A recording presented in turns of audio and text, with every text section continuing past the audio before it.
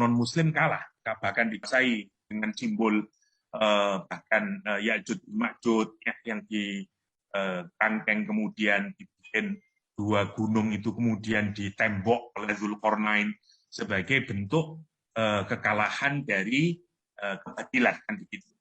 Karena itu ada sebagian ulama yang menyatakan surah Al-Kahfi yang isinya berkisar kepada 4 cerita ini juga menunjukkan cara bagaimana umat Islam bisa menjadi khairu ummah, bisa menjadi the best community, bisa memimpin dunia ini, bisa menguasai kebenaran, dan kemudian memenangkan kebenaran di atas kebatilan. Caranya yang pertama, seperti Ashabul Kahfi, pegang teguh keimanan, apapun saja resikonya. Yang kedua, yang pertama. Yang kedua, harus kaya, harus punya financial resource. Ya, jadi sekarang alhamdulillah kalau kita perhatikan kelas menengah ke atas sekarang orang Islam sudah mulai bangkit. Karena tidak mungkin bangkit tanpa adanya resource ya, atau financial resource, sumber keuangan yang mencukupi ya. Dan saya cukup mengagumi Muhammadiyah dalam kasus ini, misalnya setelah memiliki, insya Allah tahun depan sudah menerima murid sekolah namanya Muhammadiyah Primary School di Melbourne ya. Tanahnya saya lupa berapa hektar itu, Masya Allah. Sekolah pertama orang Indonesia yang miliknya orang Indonesia yang ada di Australia, Masya Allah ya. Apalagi sudah buka jadi memang nggak mungkin, harus punya duit. Yang kedua, yang ketiga nanti ilmu. Orang Islam harus menguasai 2 cabang ilmu. Satu ilmu yang digambarkan punyanya Musa, ya, ilmu dunia, maksudnya gambarannya rasional. Gambaran Musa nanti digambarkan dalam kisah Musa dan Khidir itu, Musa itu orangnya rasional dan seterusnya. Tetapi tidak cukup, karena rasional tidak cukup untuk menguasai dan memenangkan kebenaran. Harus ditambah dengan yang spiritual. Melalui siapa kisahnya? Khidir. Baru yang terakhir nanti orang Islam harus memiliki kekuasaan. Nanti akan jadi Zulkarnain. Ya. Jadi menarik, 4, meski satu ini menggambarkan fitnah yang terjadi zaman akhir, tapi di satu sisi juga dari sini kita akan belajar bagaimana mengokohkan diri kita sebagai pribadi dan juga sebagai ummah atau sebagai community. Meskipun kalau kita lihat sekarang keadaannya nangis kita karena semuanya kita masih berantakan semuanya. Ya, mulai aspek semuanya lah, mulai dari aspek keimanan, harta, ilmu dan informasi sampai kekuasaan kita masih jauh. Tetapi sekali lagi ada ayat yang mengokohkan kita, kuntum khairu ummatin ukhrijat linnas ta'muruna bil ma'ruf wa tanhauna 'anil munkar wa tu'minuna billah. Kata Allah SWT. Ya, itu sebagai tambahan untuk melihat keindahan jalinan 4 kisah yang diutarakan di dalam surah Al-Kahfi. Sekarang kita masuk ke fitnah yang kedua. Bismillahirrahmanirrahim. Kita langsung ke ayat 32 mawonnya kersane. Memang tidak saya urut semuanya karena terlalu panjang. Kita langsung saja masuk ke kisahnya. Wadrib lahum mathalan rajulaini ja'alna li ahadihima jannatain min a'nabin wa hafafnahuma binakhlin wa ja'alna bainahuma zar'a. Kalau kita perhatikan, kisah ini tidak menyebutkan subjeknya, siapa orangnya, 2 orang ini siapa, asalnya dari mana, kebunnya di mana, tidak dijelaskan oleh Al-Quran. Kenapa? Sekali lagi, seperti yang sering saya kemukakan, sesuatu yang tidak menambah iman, tidak akan tertulis di dalam Al-Quranul Karim. Karena Quran itu kitab yang singkat, padat. Sehingga kalau hanya informasi sejarah saja, tanpa dia akan menimbulkan penguatan terhadap iman, pasti tidak akan ditulis oleh Al-Quran. Contoh misalnya, ibunya Nabi Musa. Kurang apa? Perilakunya top, menyelam kisahnya, tapi tidak disebut namanya oleh Al-Quran. Cukup Ummu Musa, ibu Musa. Ya, karena memang tekanannya bukan pada itu, tetapi untuk orang-orang tertentu, Yusuf misalnya disebut, Isa yang selalu disebut Isa bin Maryam dan seterusnya. Ya, jadi itu prinsipnya. Karena itu kalau kita terlalu banyak menghabiskan waktu mencari tahu siapa pemilik kebun itu, di mana kisah ini terjadinya, kita hanya akan dapat informasi sejarah, tetapi tidak akan mendapatkan tujuan utama dari ayat dari Al-Qur'anul Karim, yaitu untuk mendapatkan hidayah. Ya, jadi kalau kita buka tafsir sangat banyak kisahnya, sangat banyak dirujukkan. Contoh ini saya kasih contoh saja meskipun sebenarnya menghabiskan waktu, tapi sedikit saja dari Ibnu Abbas. Dulu katanya ada raja punya dua anak. Yang satu anaknya kafir, ya, dapat warisan sangat banyak, anaknya langsung membeli dua kebun, membelanjakan semua untuk apa namanya kehidupannya, untuk nikmatannya, tanpa dia memberikan kepada orang miskin, siapapun lah, tidak dikasih sedekah dan apapun saja infak yang harus dia keluarkan. Sementara saudaranya yang satu itu orang yang sangat soleh, dan dia menghabiskan hartanya untuk di jalan Allah SWT, dan hanya menyisakan sedikit saja untuk agar dia bisa tetap survive, ya, memiliki harta, tapi tidak seperti kakaknya yang memang fokusnya pada apa namanya penumpukan harta, singkatnya. Jadi kisah ini berkenaan dengan itu dirujukan. Ada juga yang merujukan pada yang macam-macam. Kita tidak terlalu penting membahas itu, mari langsung saja, anggap saja pokoknya kisahnya dari ada di mana, siapanya, tidak penting buat kita. Oke, Allah SWT mengawali ceritanya dengan kalimat wadrib. Wadrib lahum, ini Nabi Muhammad yang disuruh tentu saja.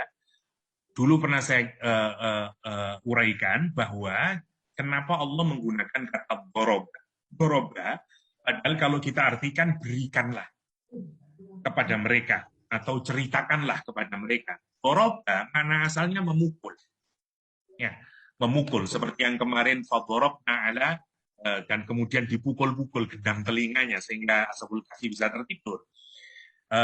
Kenapa kok menggunakan doroba? Sebenarnya makna sastranya itu begini.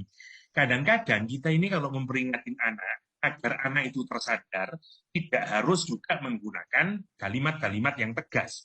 Kadang kita bikin cerita, yang kita harapkan cerita itu memukul kesadaran anak. Memukul terus kemudian anak, iya ya, aku kok iso gitu ya, kenapa ya? Kamu itu loh, nggak ingatlah sama kakakmu dulu. Kakakmu begini, begini, begini, begini misalnya. Kamu itu nggak ingat lah sama tetanggamu dulu itu. Siapa dia dulu? Diceritakan. Maksudnya apa bercerita itu? Agar cerita itu seperti tamparan ke hati kita. Seperti tamparan di kesadaran kita. Itu poinnya. Kenapa Allah SWT menggunakan kata wadrib. Itu poinnya begitu. Ini hanya bukan sekedar cerita, tapi cerita yang menggugah kesadaran kita, cerita yang akan membangkitkan pemikiran, kesadaran, perenungan, tadabbur untuk kita. Allah SWT menyatakan wadrib, berikan kepada mereka Muhammad, dan menggunakan lahu. Perhatikan ya, kalau ada kata la di dalam Al-Quran, lahum, lawannya alaihim. Kalau la itu positif. Kalau alaihim itu ada tanggung jawab. Berat rasanya. Nah, jadi kalau la itu something yang positif yang mestinya kita senang. Jadi kisah ini dikisahkan oleh Allah SWT melalui Nabi Muhammad itu untuk sesuatu yang positif buat diri kita. Apa kisahnya? Berkenaan dengan masalah perumpamaan rojulaini, dua orang laki-laki, ja'alna li ahadihima, yang kami jadikan salah satu di antara dua orang laki-laki ini, dari sebutin siapa mereka, jannatain, dua kebun. Dalam bahasa Arab, kebun itu sebenarnya bahasa Arabnya bustan. Ya, bustanul arifin misalnya. Bustan itu kebun. Tetapi Allah tidak menggunakan kata bustan di ayat ini, tapi menggunakan kata jannah. Jannah seperti surga kita. Para ulama tafsir itu mengartikan minimal ada dua fungsinya. Kenapa kok menggunakan kata jannah? Yang pertama menunjukkan kebun orang ini bukan kebun biasa. Kebun yang sangat lebat, sehingga kalau orang melihat dari luar, dia tidak bisa melihat isi kebunnya, karena terlalu banyak pohon-pohon yang besar dan daun-daunnya, sehingga menutupi pandangan orang dari luar untuk melihat isi kebun yang ada di dalam. Saking lebatnya, itu maksudnya. Jadi bukan sekedar kebun biasa. Karena itu nanti surga disebut jannah, karena itu, karena greeny, ya, warna kayak itu royo-royo, sampai kita nggak tahu apa itu royo, misalnya. Itu namanya jannah. Itu kesan yang pertama, kenapa Al-Quran menggunakan jannah. Yang kedua, kenapa disebut jannah? Karena bagi orang ini, surganya yaitu. Kenapa? Karena orang kafir nanti tidak mendapatkan surga. Makanya Quran menggunakan surganya ya di situ itu, di dunia ini. Rasulullah SAW menyatakan, ad-dunya jannatul kafir, wasijnul mu'min. Ya, kata Rasulullah SAW, dunia ini surganya orang kafir dan penjaranya orang mukmin. Ustaz, apa berarti kalau penjara tidak boleh kaya? Bukan itu maksudnya. Menjadi penjara karena kita ada aturannya di dunia ini. Yang khomer tidak boleh, selingkuh tidak boleh, ini tidak boleh, yang ini harus dikerjakan. Jadi keadaan pada aturan itu oleh Nabi digambarkan seperti penjara. Karena kita tidak bebas mengungkapkan nafsu kita. Sementara bagi orang kafir, di dunia ini seperti di surga, kan tidak ada aturannya. Dia turuti semua keinginannya, syahwatnya. Karena itu Rasul menyatakan, dunia si jenul mukmin wa jannatul kafir. Maka penggunaan kata jannah itu di ayat ini oleh para mufassir ditafsiri, ya karena memang jannahnya orang ini di dunia. Karena nanti di surga, di akhirat dia tidak dapat jannah lagi. Masya Allah. Ya. Dan menarik, memang ada orang-orang yang intinya di dunia ini sudah. Kenikmatan yang paling terbesar yang ingin dia raih di dunia. Cita-cita terbesarnya juga di dunia. Jadi dia jannahnya itu di situ. Nah, dia punya kebun apa? Min a'nabin, kebun anggur. Nah, dulu gini ya, orang Arab itu buah yang paling istimewa oleh orang Arab itu ada 3 biasanya kalau kita lihat Al-Quran. Kurma, ada 5, kurma sama anggur. Itu buah khasnya orang Arab yang wah itu istimewa ya. Kalau kita durian ya. Kalau kita mungkin durian sama nopo lah. Orang Arab nggak tertarik kalau sama durian. Makanya nanti kalau kita lihat di surah Ar-Rahman, ya, surah Ar-Rahman atau surah Al-Waqi'ah, itu menarik. Jadi surga yang kelas paling elit itu sampai disebutkan nanti buah-buahannya salah satunya adalah delima dan kurma. Bagi kita mungkin apa menariknya delima? Apalagi kalau delima Indonesia ada yang menarik. Isinya lebih besar ya kalau kurma Turki atau kurma delima sana Jerman sana menarik ya. Delima kita apa yang bisa dimakan ya. Nah, kata para ulama tafsir, kenapa surga yang paling eksklusif itu justru gambaran apa namanya buah-buahannya justru kedelima, karena itu memang khasnya untuk kelas para sahabat. Sebagian mufassir menyatakan karena mereka orang Arab ya. Mimpinya mereka itu ya kurma juga kira-kira begitulah. Kalau saya mikirnya musang king kayak itu minanabin yang pertama.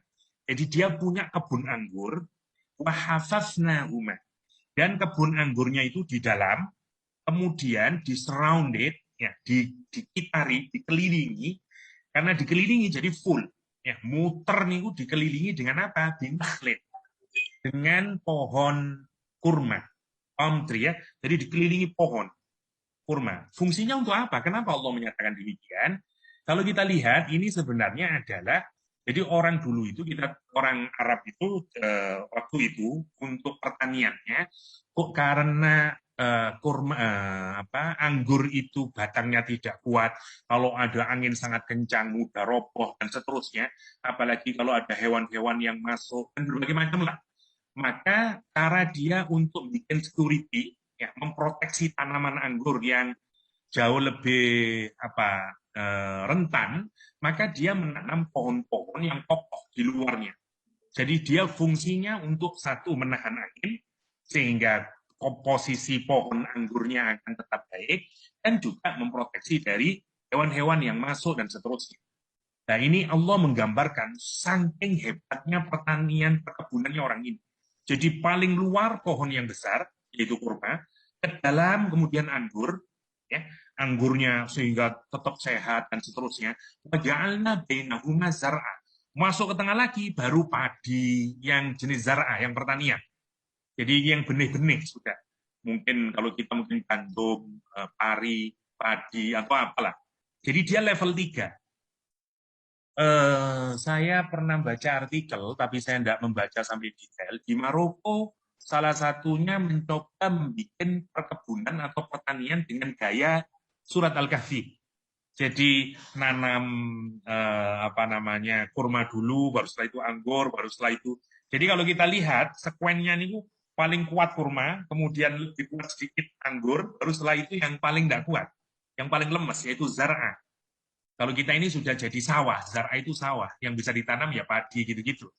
Nah, saya dikasih tahu siapa, katanya ada orang-orang yang membeli satu tanah di tidak tahu dekat gunung mana di dalam Blitar, katanya juga mau menerapkan gaya pertanian ala Al-Quran. Saya tidak tahu berhasil atau tidak, tapi polanya begitu. Saya kira buat orang pertanian mungkin menarik juga menganalisa apa memang ini hanya sekedar ini bisa diambil hikmahnya dari Al-Quran atau sekedar ya memang tahu saat ini sekedarannya model perkebunan saja. Allah alam, saya bukan orang pertanian, tapi menarik memang ada orang yang tertarik untuk melihat kenapa orang ini digambarkan sebagai orang yang sangat sukses, sohibul jannatain, ya, di gardener atau tukang kebun yang cara berkebunnya menarik. Dia punya sistem security yang bersifat alami dengan cara begitu. Waja'alna bainahuma zar'a. Jadi dia punya dua kebun, diproteksi semuanya begini. Kenapa dua? Karena kebunnya nanti digambarkan oleh Al-Quran, ayat 33-nya, kiltal wa fajjarna khilalahuma nahara. Ya, saya paling ujung dulu ya, ayat yang ke-33. Dan kami pancarkan, ya, kami alirkan khilalahuma di antara keduanya nahara, sungai. Jadi ada dua kebun, ya, jadi ini sawahnya, tengah-tengahnya ini aliran sungai, aliran air. Jadi kebun ini tidak pernah telat air. Dia dapat air karena di tengah-tengahnya air.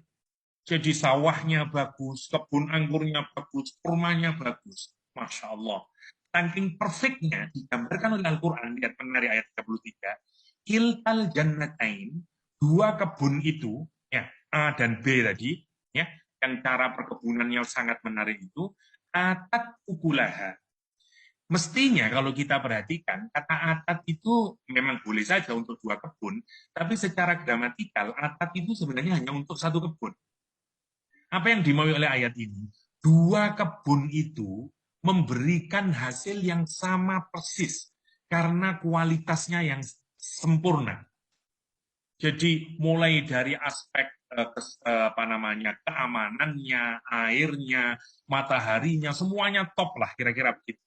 Sampai Al-Quran menyatakan dua kebun tersebut atat ukulaha. Perhatikan, kata Al-Quran, dua kebun itu menghasilkan, mendatangkan atat itu ukulaha. Ukulaha itu sebenarnya maknanya adalah sesuatu yang dikonsumsi, sesuatu yang dimakan. Mestinya kalau buah, bahasa Arabnya itu samar, jamaknya asmar. Ya, mestinya atat asmaroha, mestinya. Atau atat amaroha. Quran enggak, atat ukulaha. Mendatangkan sesuatu yang dikonsumsi. Maksudnya buah-buahan. Tapi kenapa Allah menggunakan ukul? Karena Allah ingin menunjukkan hasil pertaniannya orang ini. Hampir semua yang diproduksi itu layak konsumsi. Kita kalau ke kebun apel di Malang, itu kalau lagi musim tidak baik, itu hanya beberapa yang bisa dikonsumsi. Karena yang lain mengkeret, ada apanya lah, dan seterusnya. Tapi ini menarik, Quran menggambarkan saking baiknya kebunnya orang ini, sampai yang dihasilkan dari anggurnya, dari kurmanya, dari sawahnya, itu semuanya layak konsumsi. Saking bagusnya produksinya. Mungkin karena itulah kenapa di Maroko mencoba meniru, karena ada kalimat atas ukulaha. Atas ukulaha. Dan walam tadlim min syai'a. Masya Allah. Menariknya Al-Quranul Karim ini. Dan jannahnya ini, kebunnya itu, tidak menzolimi kepada orang tersebut, yaitu orang kebun, syai'an sedikit pun. Apa maksudnya? Kebun tidak menzolimi kepada orang tersebut. Maksudnya begini, kalau kita ini petani, terus kita sudah mengolah tanahnya, ngasih pupuknya, menentukan semuanya, kita ini punya ekspektasi. Ya, sama lah, setiap petani punya ekspektasi. Oke, saya begini, benihnya segini, ekspektasi saya nanti adalah panen dapat 5 ton. Panen saya dapat sekian ton kurma, dapat sekian ton begitu. Tapi begitu panen, dengan semua jeripaya yang kita lakukan, berhitung-hitungan yang sudah mantap itu, ternyata kok kemudian mesti targetnya 3 ton, dapatnya kok 1,5 ton. Jadi siapa yang zalim? Yang zalim seakan-akan kebunnya. Tuh bisa di sini modal saya ini, padahal saya doain. Lah, Quran itu mau menggambarkan kebunnya aja nggak zalim sama dia. Untuk apa sih? Sebenarnya nanti mengkritik kita. Kebun itu dikasih apa? Diolah oleh dia, dikasih air, dikasih pupuk semuanya, dan kebun tidak menzolimi pekerjanya. Kalau orang bekerja secara baik terhadap kebun, kebun tidak pernah menzolimi. Kebun akan memberikan sesuai dengan amal yang dia lakukan, dengan kebaikan yang dia lakukan. Seakan-akan nanti Allah menyindir kepada kita. Ya, bukan Allah yang zalim di sini ya. Jadi bukan Allah yang tidak zalim, kebunnya yang ditulis oleh Al-Quran Al-Karim. Kebunnya tidak zalim. Ya. Nah, yang benar untuk kita renungkan, Allah itu memberikan segala macam kepada kita. Segala macam kita. Allah juga punya ekspektasi lah. Mestinya kita taat, mestinya kita begini. Tapi siapa yang zalim nanti? Ibaratnya kita ini sawah. Sawah kita ini yang zalim. Ya, Masya Allah. Jadi tanah saja itu punya rasa terima kasih. Tanah saja memberi, kalau kita baikin dia sesuai dengan cara kita melakukan tanah, seperti itulah tanah yang akan memberikan. Ya, sampai kata jadi peribahasa kita ya, siapa yang menanam, dia yang akan menuai. Sampai jadi peribahasa di kita. Nah, itu yang menarik. Jadi ini gambaran kayanya orang ini, hebatnya orang ini di dalam pertanian, sampai lihat semua produknya consumable, dapat dikonsumsi, dan tanahnya sempurna, semuanya sempurna. Wakana lahu samar. Allah menguapkan lagi. Wakana, dan orang ini bagi dia samarun. Nah, sekarang muncul buah. Meskipun makna asal buah itu adalah kata samar itu makna asalnya buah, tapi dalam bahasa Arab samar itu juga dirujukan kepada kekayaan yang lain. Artinya orang ini kaya raya, bukan saja kebunnya yang hebat, dia juga punya banyak, mungkin punya emas, punya perak, punya macam-macam lah, kaya raya dia. Suatu hari, setelah Allah menceritakan kekayaannya, dari mana dia dapat dan seterusnya, faqala, maka berkata orang ini, si kaya ini, li sohibihi, ya tukang kebun ini, kepada temannya yang sering dia berkawan dengan dia, bertemu dengan dia, karena mungkin temannya ini tidak dijelasin oleh Al-Quran, kita harus ngarang sendiri. Yang jelas sohbah itu orang yang sering ketemu, mungkin karena satu pekerjaan, mungkin karena satu daerah, dan seterusnya. Nah, orang ini adalah mukmin yang taat. Tetapi kekayaannya, kalau kita lihat, kalah dengan orang yang kafir ini. Oke? Ini dramanya persis seperti kita, nanti kalau kita perhatikan. Kondisi umat Islam hari ini, yang kemudian mempertanyakan, kenapa Cina kaya, kenapa Yahudi kaya, dan seterusnya. Nah, orang ini kemudian berkata kepada temannya yang Muslim, wahuwa yuhawiru. Quran menggambarkan, dan dia kemudian bercakap-cakap dengan orang Muslim ini. Perhatikan, di dalam bahasa Arab ada kata hawaro, ada kata tahawaro. Hawaro, ya, sama tahawaro. Dari tahawaro muncul kata hiwar, artinya conversation, ya, percakapan, artinya conversation, hiwar. Maksudnya begini, kalau tahawaro di dalamnya mengandung makna ketersalingan atau reciprocity istilahnya ya, atau saling. Artinya pihak A sama pihak B itu memang memiliki kehendak untuk saling berbicara satu sama lain. Misalnya takotala, saling membunuh. Berarti A sama B memang punya itikat untuk saling membunuh satu sama lain. Ya, itu namanya kalau diawali dengan tak. Ayat ini bukan menyatakan bahwa misalnya kalimatnya bukan tahawaro ya tahawaru, bukan ya tahawar, tapi yuhawir. Kalau yuhawir berarti asalnya dari hawaro. Bedanya apa, Ustaz? Kalau yang di sini itu yang punya inisiatif A saja. A punya inisiatif untuk bicara ya, untuk ngobrol, inisiatif bicara. Sementara B sebenarnya enggak. D ini sebenarnya pasif. Nah, ini penting untuk kita sadari. Gini, Kalau kita ini berbicara dan sama-sama saling punya keinginan untuk berbicara, itu berarti kita masing-masing concern dengan sesuatu yang kita bicarakan. Misalnya kita mau bicara COVID, wah ini podo, pentingnya ini. Nanti antara A sama B itu sama-sama ingin berbicara. Ayat ini enggak. Ini sebenarnya temannya enggak ingin berbicara tentang masalah kekayaannya ini. Sementara yang satu, yang kaya ini, kepingin berbicara. Gitu. Sama kayak beginilah. Untuk nunjukin apa sih? Satu, nanti yang sebenarnya mau membanggakan kekayaannya siapa? Si A. Ingin menunjukkan kalau dia keren siapa? Si A. Si B tidak tertarik dengan itu sebenarnya. Contoh, nah, misalnya kita beli mobil baru. Terus saya datang ke rumahnya Pak Basuki. Pak Basuki tidak tertarik. Ngomong mobil itu tidak tertarik sebenarnya. Senangnya ngomong COVID. Gitu. Tapi karena saya kepingin menunjukkan, saya kaya, saya punya mobil baru, Pak. Saya ajak, Alhamdulillah, Pak Bas. Kemarin oh, Alhamdulillah. Saya datang dari, dan seterusnya. Nanti ngomongnya ke mobil itu. Agar terpengaruh kemudian. Itu yang digambarkan Al-Quran. Jadi ini bukan percakapan yang berlangsung secara normal. Jadi dia deketin temannya ini, terus dia bilang, tentu kalimatnya tidak semacam ini ya, tapi kita simpulkan saja. Ujung dari percakapan itu dia mau menunjukkan apa? Ana aksaru minka malan wa a'azzu nafara. Saya lebih banyak darimu hartanya wa a'azzu nafara. Dan saya memiliki lebih kuat. Apanya? Nafara. Nafara itu dari kata nafara dari kata nafara, ya, tidak pakai alif. Nafara artinya mudah bangkit. Jadi kalau diseru langsung bangkit. Karena itu siapa yang paling bangkit untuk menolong kita kalau misalnya ada kesusahan, ya anak-anak kita atau orang yang paling dekat dengan kita. Maka nafara itu makna asalnya sebenarnya adalah anak-anak kita. Tapi kemudian dilebarkan maknanya semua pengikut kita, ya, atau manpower yang kita miliki. Karena kita kaya, kemudian anak kita jadi banyak kalau zaman dahulu ya. Kalau zaman sekarang enggak lah. Kalau zaman dulu orang kaya pasti anaknya banyak. Kenapa istrinya banyak? Kalau kita ke desa, yang poligami mesti wakaji lagi. Wakaji mesti poligami kalau di desa. Kenapa wakaji banyak tanahnya? Ya kaya gitu. Maka zaman dahulu itu kalau orang itu kaya, mesti anaknya banyak biasanya. Kalau anaknya banyak, karena pekerjaannya kadang bisnisnya besar, karena itu dia punya banyak manpower, orang yang akan bekerja kepada dia.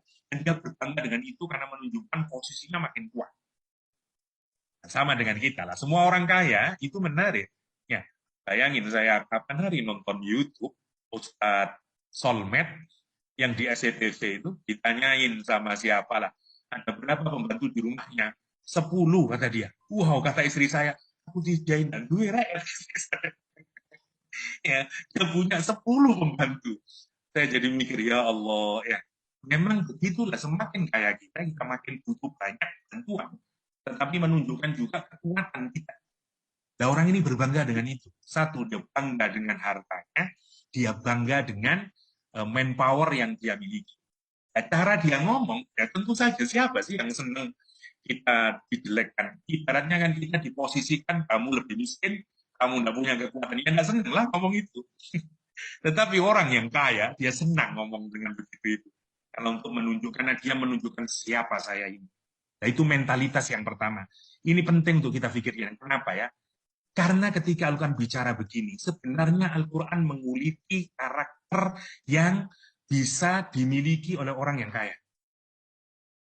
Mau gue nunggu dipikir aku. Wong Sugih itu biasanya punya penyakit yang pertama digambarkan oleh Al-Quran. Dia akan show off. Dia akan menunjukkan bahwa saya aksaru min kamalan. Mulai hari yang paling kecil, kita ganti kerudung mawon, cekel-cekel kerudungan kayak. Kenapa mau? Anyar aku.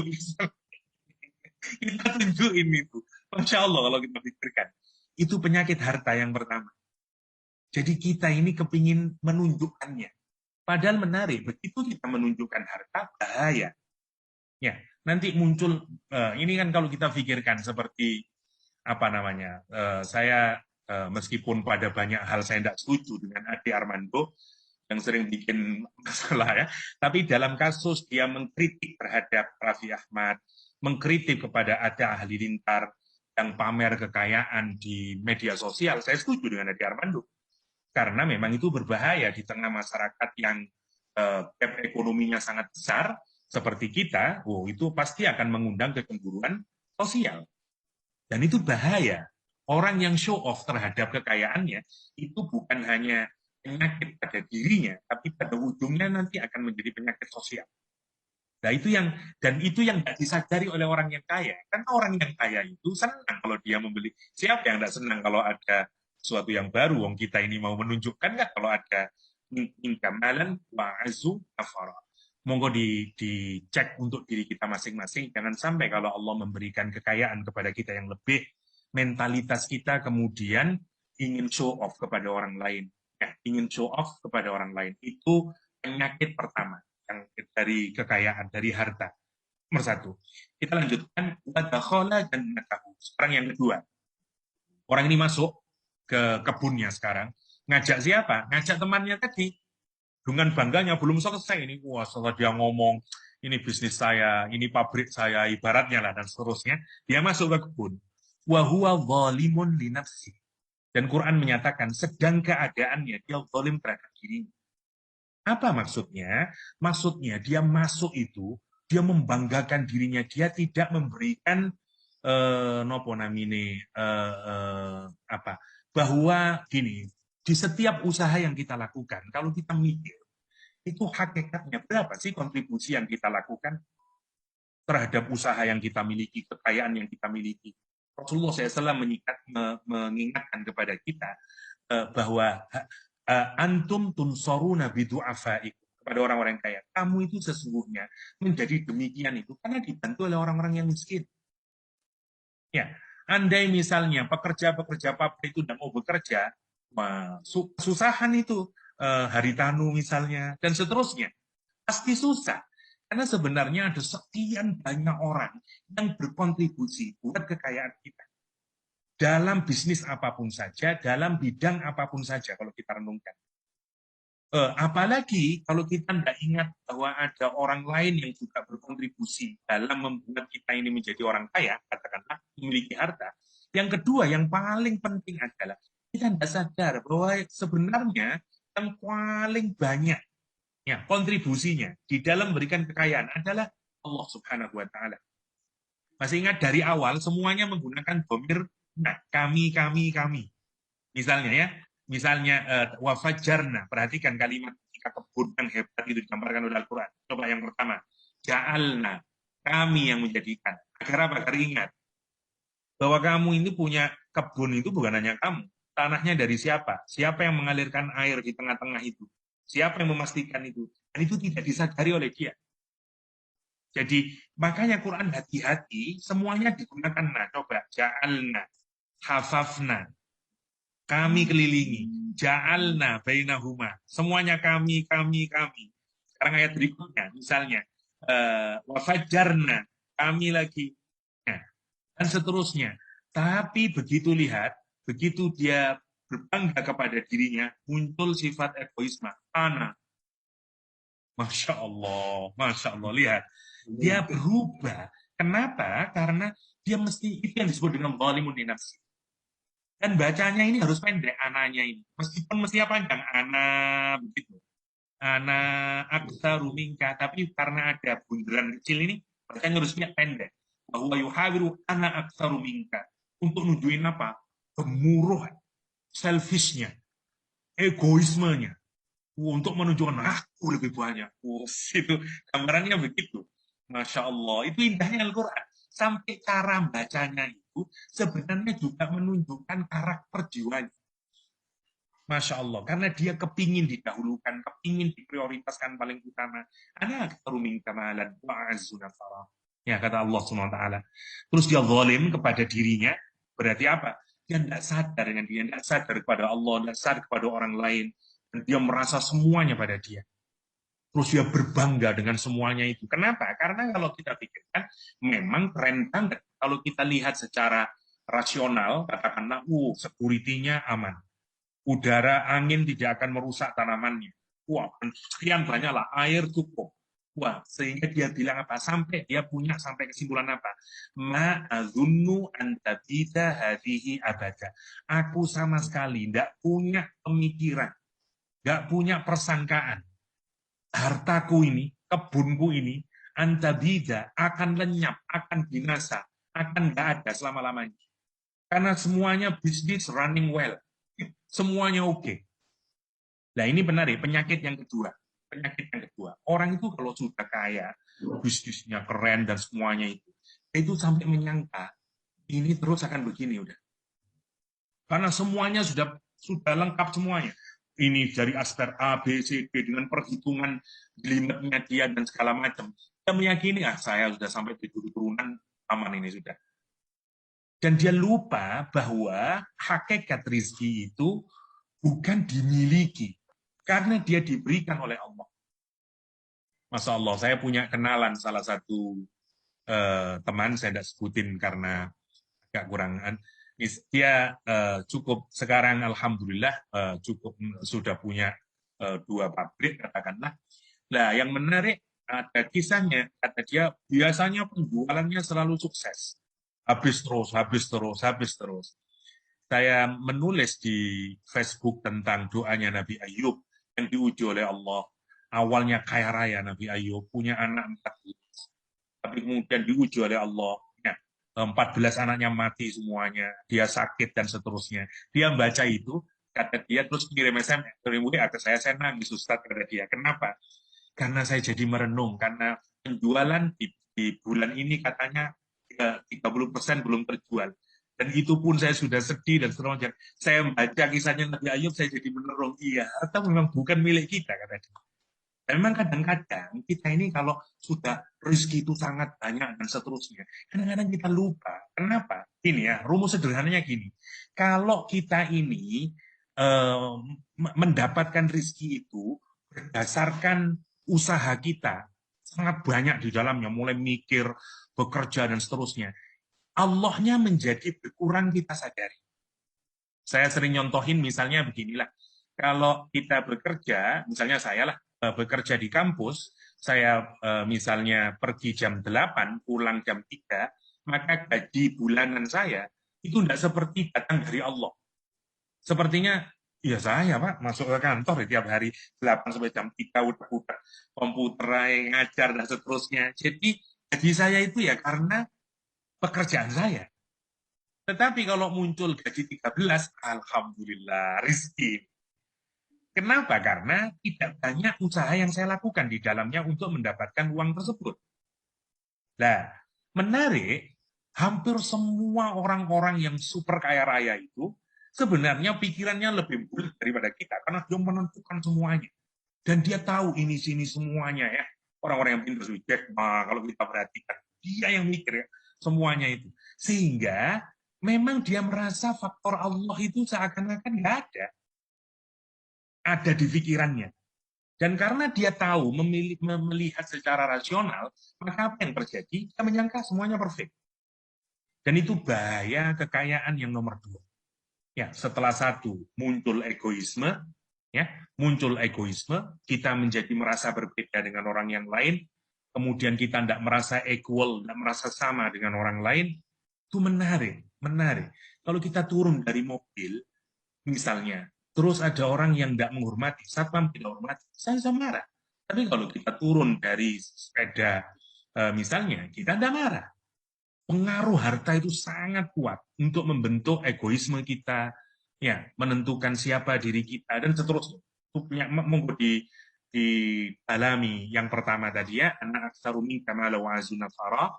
Yang nomor 2, itu yang bahayanya. Kita akan merasa harta ini yang kita miliki selama-lamanya di dunia. Ini bahaya, karena kapanpun saja Allah bisa menghilangkan. Kapanpun saja Allah bisa menghilangkan. Simaklah kisah Nabi Yusuf alaihissalam, Nabi Ayub alaihissalam. Ada kisah yang dituturkan oleh salah satu ustadz di Amerika. Dia punya showroom, ada beberapa showroom, kaya raya dia, kata dia, salah satu milioner di Amerika, karena dagangannya mobil itu. Akhirnya ada waktu Katrina, badai Katrina ini, semua showroom semuanya, masuk air semuanya, habis hartanya. Dalam, tidak tahu saya berapa hari yang badai Katrina itu. Sehingga kemudian dia bangkrut dari seorang milioner, kemudian menjadi tukang pizza, hunter pizza. Dia sama anaknya masih tersisa satu mobil mewah, nggak tahu apa mereknya, tapi ada satu mobil mewah, dan mobilnya itu yang dipakai untuk ngantar pizza. Orang-orang pada bertanya, ngantar pizza pakai mobil Lux ya. Yang menarik ketika ditanyai orang ini ke masjid, dia sholat berjamaah, ditanyai, bagaimana kamu bisa survive? Kamu itu dulu survivor, seorang bos, sekarang kau antar pizza untuk hidup. Kata dia, Alhamdulillahirabbil alamin. Orang ini justru bersyukur. Kenapa? Kata dia menarik. Dulu waktu saya kaya raya, untuk datang ke masjid saya tidak bisa. Untuk berbicara dengan anak saya, duduk bersama, nggak bisa. Dan saya tidak tahu sudah berapa kali saya tidak sholat Jumat, berapa kali saya tidak sholat 5 waktu, kata dia. Sekarang, setelah saya diuji begini, saya jadi tiap hari bertemu dengan keluarga, dengan anak-anak. Saya nganter pizza, dan saya cukup makan dengan dia. Dan dia bisa pergi ke masjid, dan seterusnya. Poinnya bukan itu dalam sebenarnya saya tidak hanya mau melihat harta yang kita miliki kapan saja bisa diambil oleh Allah Subhanahu wa taala. Dan mentalitas bahwa harta itu milik kita yang nanti akan selama-lamanya langgeng itu adalah penyakit. Apalagi kalau orang banyak hartanya, tabungannya banyak, depositonya banyak, rumahnya banyak, dan seterusnya, dia malah aman. Kalau kita sudah merasa aman dalam rezeki, saya tanya, berapa ketergantungan kita kepada Allah? Makin ada. Coba kita renungkan, waktu kita kekurangan harta, nangis kita kepada Allah. Dan nikmat kita berdoa kepada ya Allah, warzuqni ya Allah. Kasih rizki saya ya Allah, kasih rizki anak-anak saya ya Allah yang halal. Nangis kita. Berurai air mata kita, nikmat rasanya senandung bermunajat kepada Allah. Tapi kalau kita kaya, kira-kira bagaimana perasaan kita warzuqni? Mungkin hanya keluar dari rizki warzuqni. Itu ya Allah, cara dapatkan uang. Begitulah. Ada kebutuhan sama Allah subhanahu wa ta'ala. Dan itu mentalitas yang salah. Itu poinnya maksud saya. Jadi itu salah satu penyakit siapa? Penyakit orang kaya. Penyakit orang kaya. Ya. Itu yang kedua. Ya, sekarang kita lanjutkan. Wama azunus ini yang paling terakhir. Jadi Quran tidak mendetailkan ya, tapi bagi orang psikolog dan seterusnya, 3 ayat ini kalau mau didalami tentang penyakit apa efek negatif dari kekayaan. Tapi sekali lagi ya, bukan kaya itu berarti jelek. Sekali lagi, kaya bukan jelek. Karena kekayaan, miskin atau kaya bukan ukuran orang dekat kepada Allah SWT. Jadi silahkan menjadi orang kaya dan seterusnya. Dan bahkan ada sekian banyak manfaat dari orang kaya. Ya. Ini maksudnya, semua apapun itu kan ada negatifnya, ya, termasuk kekayaan. Gitu. Jadi Quran memberitakan begini itu agar kita menjadi orang kaya yang tetap sehat. Kira-kira begitu. Yang tidak memiliki karakter-karakter yang buruk. Oke, kita selanjutkan. Wama adzunnu sa'ah, dan dia tidak pernah juga menyangka, tidak mengira hari kiamat itu akan datang. Sampai begitu pikirannya. Dan memang orang kalau kaya raya, ngapain mikir kiamat? Kita ini kalau banyak uang, itu tidak pernah mikir kiamat.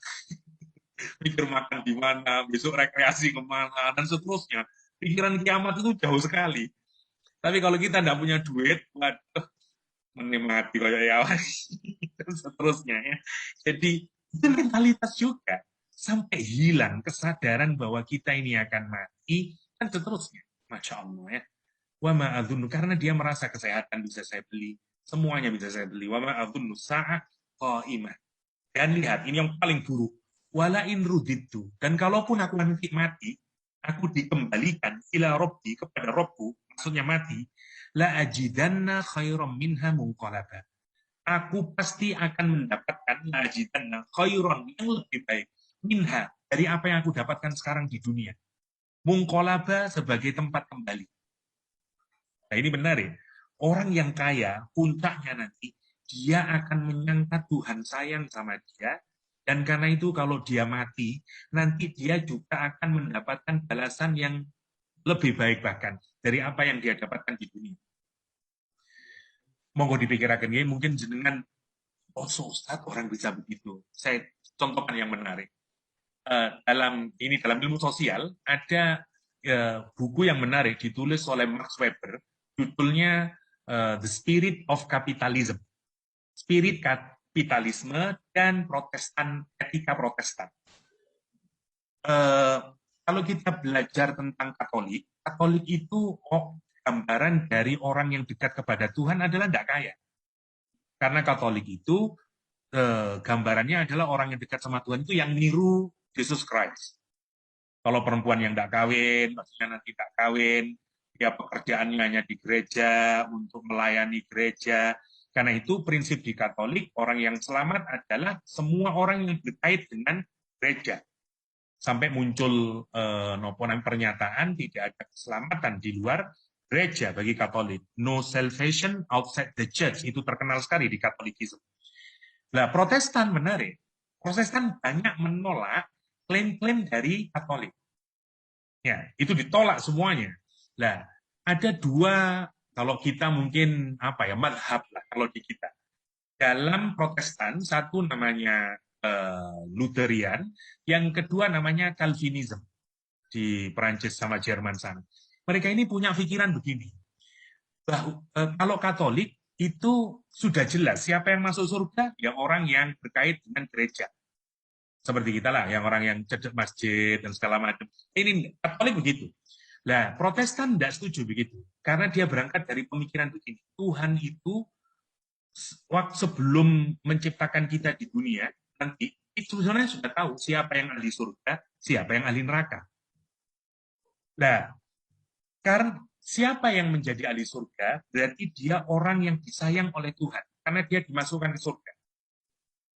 Nah, kalau dia ada di dunia, terus apa cirinya? Orang yang nanti akan menjadi ahli surga, kalau dia ada di kehidupan dunia ini, apa cirinya kalau dia menjadi ahli surga? Kalau kata Katolik, dia harus dekat gereja. Kalau kata dia enggak, cirinya di surga, cirinya di dunia, dia juga mendapatkan rahmat Tuhan. Karena enggak matching, kalau di akhirat dia mendapatkan rahmat, maksudnya surga, terus di dunia dia enggak dapat rahmat. Nah itu enggak bisa, enggak masuk akal. Karena itu di dunia dia harus dapat rahmat. Celakanya, bagi Calvin dan Luther, ciri dari rahmat yang paling kelihatan itu kaya. Orang harus kaya, harus punya uang, harus hidupnya enak. Sebagai bukti bahwa mereka adalah orang yang dipilih oleh Tuhan. Nah, makanya kemudian agar dia tetap kaya dan tidak jatuh miskin, mengakibatkan apa? Mengakibatkan dua. Yang pertama, kerja keras. Karena agar dia dapat banyak duit. Karena itu dia bekerja keras. Kalau dia sudah dapat duit, kan tidak foya-foya hidupnya. Dia hidup sederhana, karena uangnya dia tabung, uangnya dia invest. Kenapa kok dia invest? Karena dia takut miskin.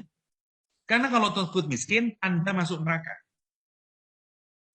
Kita kalau melihat orang Jerman, orang Amerika, awal-awal kapitalisme, semua mentalitas orang Jerman, orang Eropa Barat lah utamanya, Western Europe, sama orang Amerika, mentalnya begitu. Mereka bekerja keras untuk dapat duit, terutama yang punya dasar agama, keras, dan dia tidak hidup foya-foya, tidak kayak orang Indonesia lah. Kita kalau kaya raya, yang kita bangun pertama kali apa? Rumah, ganti mobil, poligami, ini yang banyak di pikiran banyak orang di Indonesia. Nah, orang Barat kalau kita perhatikan, enggak, rumahnya tetap biasa, mobilnya tetap biasa. Tapi jangan tanya hartanya, dia invest di sana, invest di sana. Nah, Max Weber yang meneliti kenapa Eropa Barat dan Amerika bisa maju karena mereka punya etika Protestan itu, yang disebut dengan etika Protestan, yaitu dia giat bekerja, tapi bukan untuk uang. Giat bekerja karena dia kepingin jadi orang kaya dan mempertahankan kekayaannya agar nanti masuk surga. Itu bedanya. Itu bedanya. Nah, sebenarnya mentalitas begini, ini mentalitas apa? Persis yang digambarkan oleh Al-Quran. Karena dia yakin kalau dia kaya di dunia, nanti dia juga akan masuk surga. Bahkan lihat kalimat yang dipakai Al-Quran. Wala in rudittu ila rabbi la ajidanna khairan munqalaba. Dong aku di dunia ya enak. Gini ya, coba kita perhatikan. Jangan kan orang Protestan lah. Saya hanya menunjukin bahwa cara berpikir kayak begini ini sudah sampai bukan hanya mempengaruhi 1-2 manusia, ya, tapi mengkarui sekian banyak negara yang disebut dengan spirit kapitalisme. Bahkan Weber menyatakan kenapa Islam tidak maju-maju, orang Islam tidak maju-maju karena orang Islam tidak punya spirit kapitalisme. Kata Max Weber. Nah, yang kita pikirkan sekarang adalah ini apa namanya, mentalitas yang kayak begini ini sebenarnya diawali dari kesadaran gini. Jangankan orang Protestan, kita saja lah. Misalnya, pulau dagang, terus mboten payu, susah, Pak pas teng griya kula. Ustaz dagang nopo Ustaz? Anu ngene, waduh, kok mboten payu Ustaz iki? Kula nun sewu nggih Ustaz, wonten tetangga saya, itu sukses. Itu hanya baca sholawat Ustaz, misalnya. Jadi kayaknya baca sholawat lah Ustaz, insya Allah laris. Coba, kita menghubungkan harta dengan nopo itu? Dengan sholawat. Karena seakan-akan, oh berarti kalau kamu dekat sama Tuhan, daganganmu laris. Nasihat kita saja seringkali begitu. Nasihat kita aja seringkali menghubungkan kekayaan dengan sayangnya Tuhan. Kita ini kalau datang ke siapapun lah, kayak tahajuto, engko nilaimu cek apik sekolah, tahajuto, nanti agar apalah promosi jabatanmu sing lancar oleh jadi kita menghubungkan urusan dunia itu dengan kesolehan kita. Nah, sebenarnya kalau kita pikirkan, apa bedanya kita dengan Protestan? Mirip-mirip nanti itu kalau kita closekan itu. Karena nanti ujungnya itu, karena itu penyakit sebenarnya. Penyakit, karena Quran itu tidak menghubungkan kekayaan seseorang dengan dekatnya dia dengan Allah SWT. Ini gue prinsip, ya. Nabi Ayub miskin, ya Nabi Muhammad, kalau kita perhatikan nanti, jadi Nabi Sulaiman kaya raya, dunia ini diberikan kepada siapapun saja, muslim, non-muslim. Kalau kita bekerja, kita dapat. Jadi jangan menghubungkan itu dengan urusan orang itu dekat sama Tuhan atau tidak. Ya, itu poinnya, maksud saya. Karena jangan sampai keliru, itu efek yang paling buruk dari kekayaan. Karena pelan-pelan kita menyangka, kayaknya memang saya disayang sama Tuhan, dan bisnis ini sukses, bisnis ini sukses. Mulai mati, malah kira-kira itu bahayanya. Mentalitas itu bahayanya. Berarti kalau kita tidak punya mentalitas itu, pilihannya cuma dua. Kita orang kaya yang baik, atau nomor dua, belum kaya. Karena belum muncul mentalitasnya. Nah, tapi Quran mesti tidak akan salah. Itu akan muncul. Buktinya adalah tesisnya Max Weber. Ya, dan itu sudah menjadi rujukan internasional maksud saya. Jadi ini menarik kalau kita pikirkan. Jangan sampai kemudian kita merasa Masya Allah ya, Masya Allah kalau kita pikirkan. Ini bahaya, bahaya sekali kalau kita merasa bahwa kekayaan yang kita miliki itu sampai kemudian merusak cara iman kita kepada Allah SWT.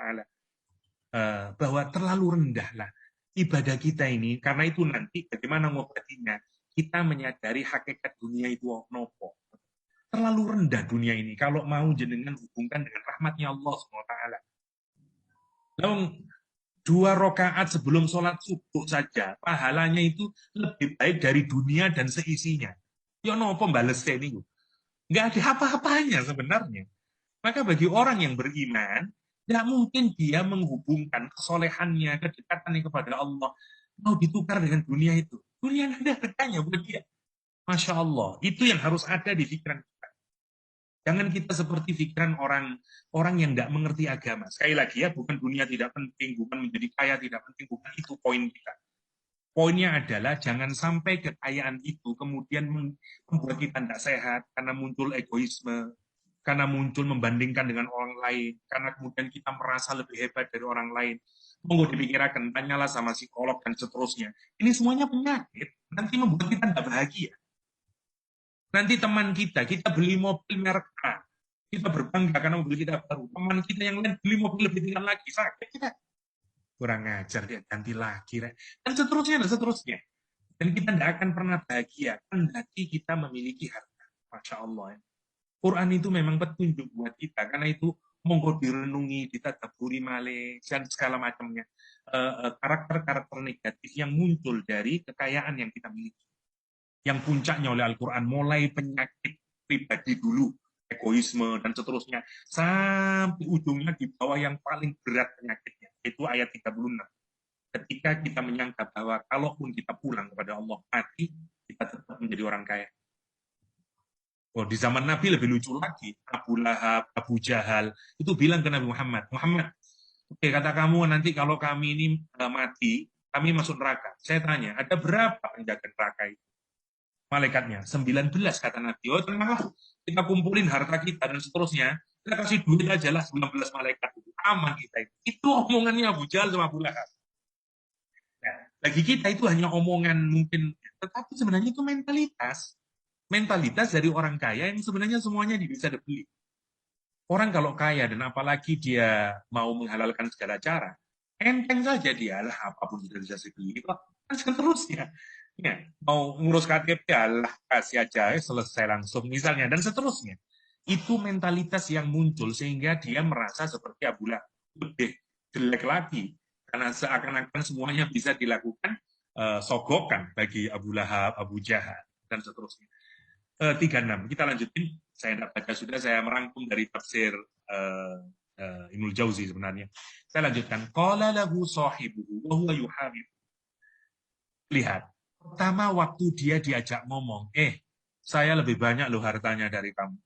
Saya lebih banyak loh pengikutnya dari kamu. Ulang lagi. Apakah orang soleh ini, orang muslim ini, menjawab omongannya, membalas argumentasinya?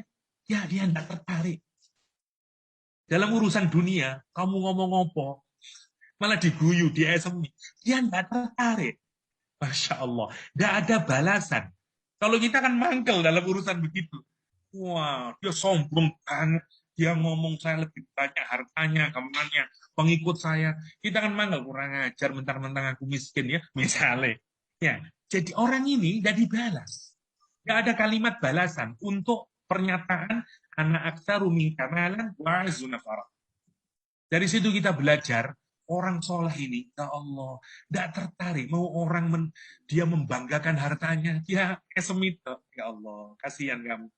Nanti kamu lama loh di mahsyar, ditanyain semua hartamu dan seterusnya dan seterusnya. Jadi dia mungkin ya Allah, kamu bangga sekarang, nanti kamu sengsara dan seterusnya. Tidak mempengaruhi hatinya dan tidak mempengaruhi kepribadian. Itu yang menarik untuk kita pikirkan. Kalau itu berkaitan dengan dirinya, orang yang soleh punya kekuatan untuk tidak memberikan reaksi yang negatif. Nah, monggo kita pikirkan.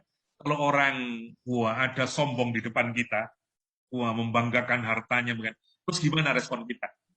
Kalau kita mampu meredam, karena saya tahu saya mau merespon, dan saya pasti respon saya juga negatif. Kalau saya bisa diem, dan seterusnya kita masuk orang yang soleh. Tapi lagi kita, alah, karumun aku, wah, jadi rame nanti. Wah, tirulah itu. Tapi kapan dia memberikan reaksi? Ketika dia sudah mulai nyangkut akhirat.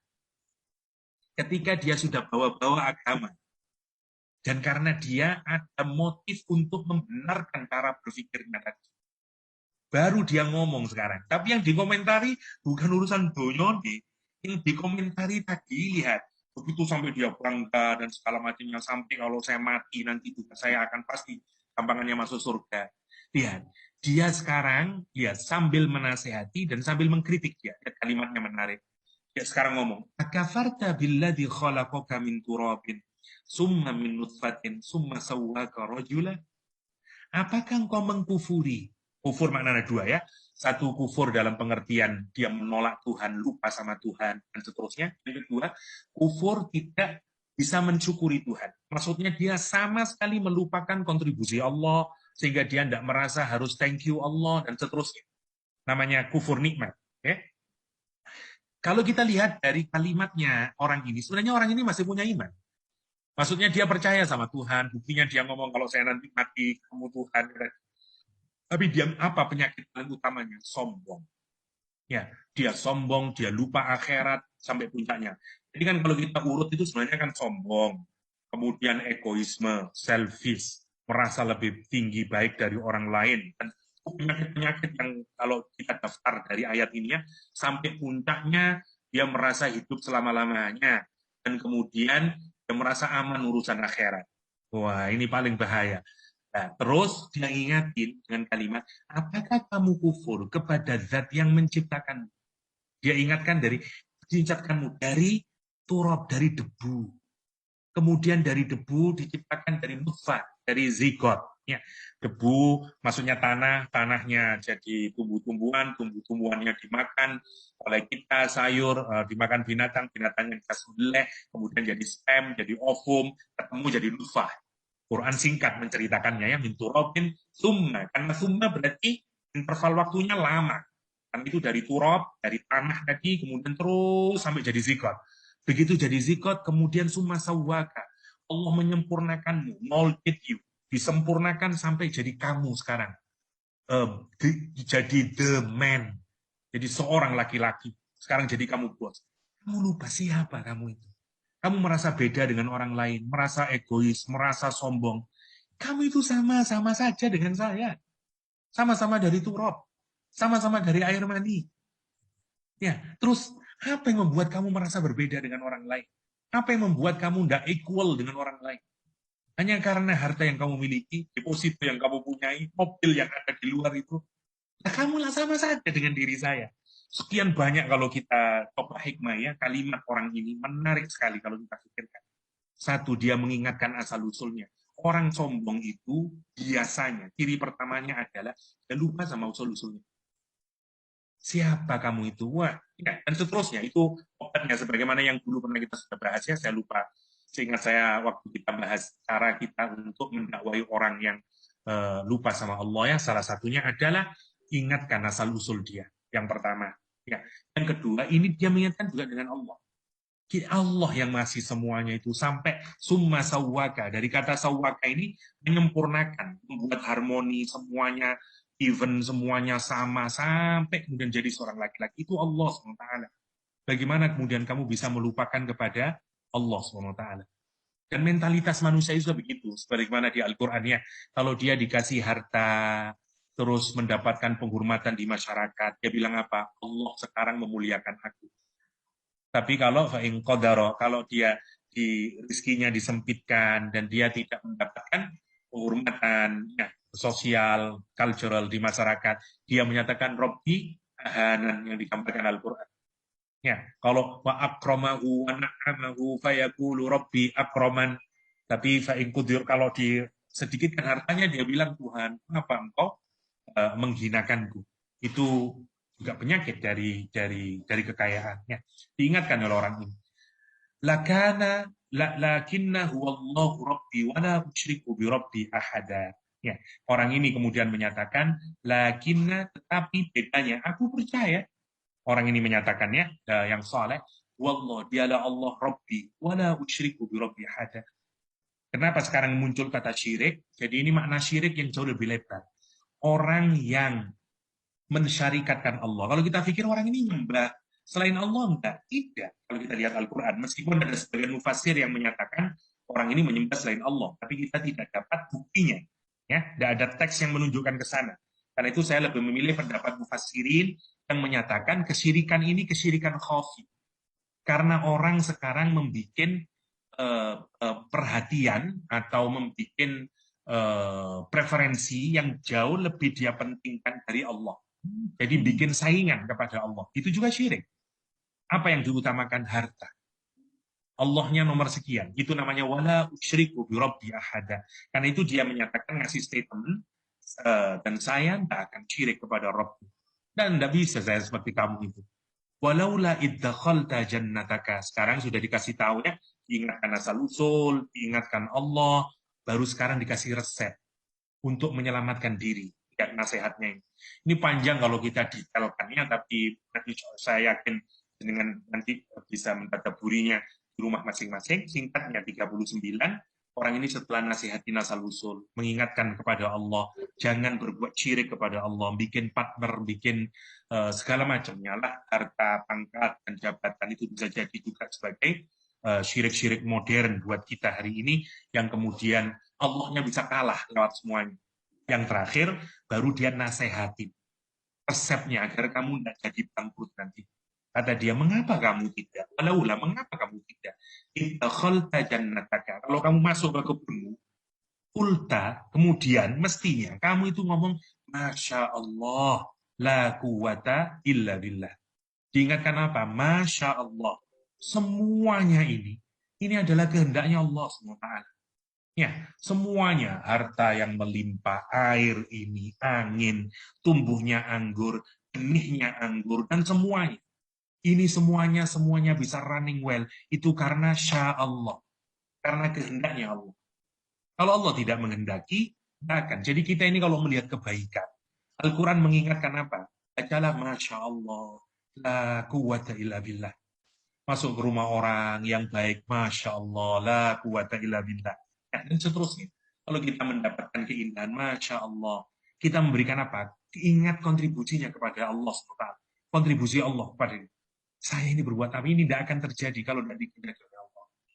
I am nothing. Saya ini tidak ada apa-apanya. Masya Allah. La quwata, tidak ada kekuatan untuk menghadirkan kebaikan, untuk menolak kejelekan, illa billah.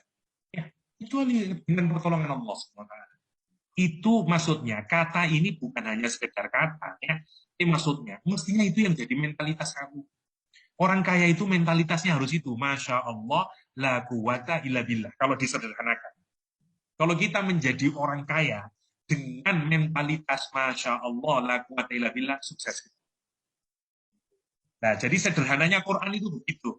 Jadi kalau mau disingkat, sadari itu, renungkan kata-kata itu, karena ma-nya bermakna apa saja. Ma-nya itu sebenarnya. Ma itu anything. Semuanya. Kalau sesuai konteksnya. Kalau di sini, oh berarti kebun saya ini, dan seterusnya. Semuanya karena Allah. Dan menyadari apa? La quwata illa billah. Tidak ada kekuatan kalau berenungkan. Kalau kita begitu menjadi orang kaya, nanti akan tawadhu, nanti akan tidak melihat harta itu sebagai pencapaian kita sehingga kita kemudian jadi sombong dan seterusnya. Nanti kita akan mudah berbagi karena kita tahu kekayaan kita bukan hanya karena kita, tapi apalagi ada kontribusi Allah yang paling besar. Maka kalau Allah meminta infak, minta sedekah jadi mudah buat kita, tolong orang lain jadi mudah, singkat. Jadi ini harus dihunjamkan ke dalam otak kita, kesadaran kita, lesan kita. Masya Allah, la quwata illa billah. Intaroni ana aqalla minka malan wa walada. Sekiranya kamu anggap saya ini lebih sedikit hartanya, lebih sedikit, ya jadi masalah, semuanya sudah ketentuan Allah Subhanahu wa ta'ala. Tugas saya di dunia ini hanya berusaha. Apa kata dia? Fa'asa rabbi ayyuktiyani khairan.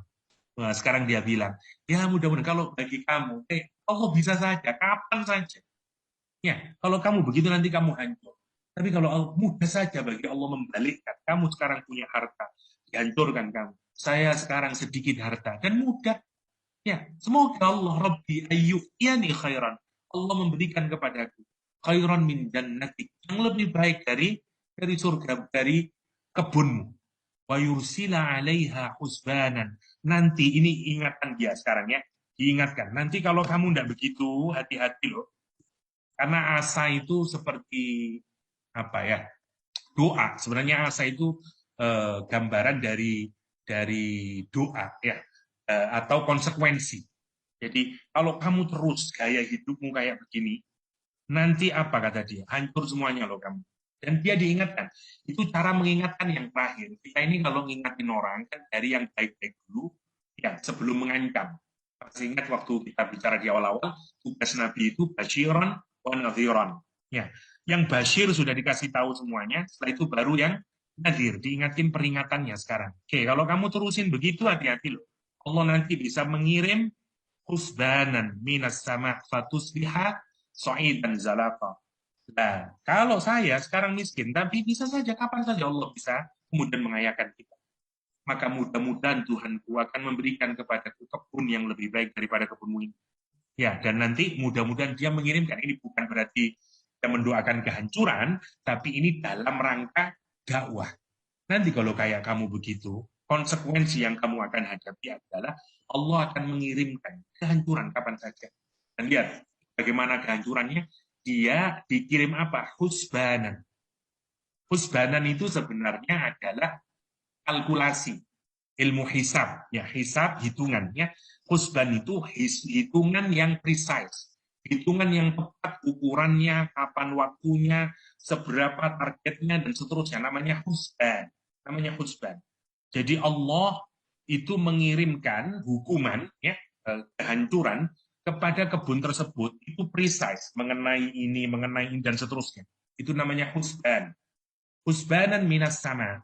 Ya, Quran tidak menyebut secara detail bentuknya apa. Hanya kalimatnya itu sebenarnya adalah husban, ya, kalkulasi yang precise dari langit. Para ulama tafsir kemudian ada yang mengartikan petir, ada yang mengartikan api dari langit, ada yang mengartikan macam-macam, batu-batu yang dilempar dari langit. Wallahu a'lam, kita tidak tahu proses kehancurannya, tapi yang Al-Quran hanya gunakan semuanya ada kalkulasi. Kamu kira kalau kamu hidup mentantang-mententeng, meskipun kamu kaya raya, kalau kamu caranya zalim, pasti juga akan hancur hartamu. Sekarang banyak orang kaya yang sudah mulai menyadari bahwa untuk tumbuh kaya harus ada baik secara sosial dan seterusnya. Karena itu bagian dari hukum Allah. Tinggal tunggu saja. Kalau kamu terus begini kayamu, sombong dan seterusnya, nantilah akan ada. Sudah ada kalkulasinya. Tinggal tunggu saja. Kamu akan hancur loh nanti. Kira-kira begitu. Nah, orang yang seperti saya, yang kamu sekarang menyatakan saya lebih sedikit hartanya, tapi kalau saya konsisten, terus dalam dunia ini, berusaha, nanti insya Allah saya bisa bahkan lebih baik dari kamu, lebih kaya dari kamu. Itu yang menarik. Fa'asa rabbi ayyutiyani khairam min jannati. Ya, dan seterusnya. Itu rumus yang diberikan oleh Allah SWT tentang kehidupan di dunia ini. Ya, fatusbiha dan zalata, dan kalau Allah sudah ngirim azabnya, maka kebunmu yang hebat itu hanya menjadi apa? Dan zalata. Jadi tanah yang licin. Kenapa? Karena hancur nanti airnya itu diambil oleh Allah SWT. Lihat ayat selanjutnya ya. 41 au yusbiha ma'uha, atau airnya nanti menjadi surut, ghauran, masuk airnya ke dalam tanah, falan tastati'a lahu talaba, dan tidak bisa lagi. Mau pakai pompa air tidak keluar, mau pakai apapun saja tidak keluar. Allah tarik airnya ke bawah. Terus kemana lagi kita mau dapat airnya? Kalau air tidak ada, mati semuanya. Bayangin sudah dikasih petir, disambar hancur, air tidak ada. Tanahnya itu digambarkan menjadi tanah yang licin sehingga tidak bisa lagi menumbuhkan apa-apa. Masya Allah, bencana ayus biha ma'uha ghauran falan tastati'a lahu talaba, falan tastati'a lahu talaba, wa uhita bisamarihi fa asbaha yuqallibu kasaihi, dan harta kekayaannya hancurkan oleh Allah SWT. Fa asbaha yuqallibu kaffaihi, lalu dia membolak-balik tangannya sekarang sebagai simbol kekecewaan yang sangat mendalam dia. Alama anfaqa fiha, ya, atau semua yang ia telah belanjakan untuk semuanya. Sekarang dia, ya Allah, aku tak piro anu itu, wah, menyesalan. Ya, penyesalan yang amat sangat. Ya, berapa saya habisnya ini semuanya. Dan uhita bisamarihi, Allah kelilingi ya.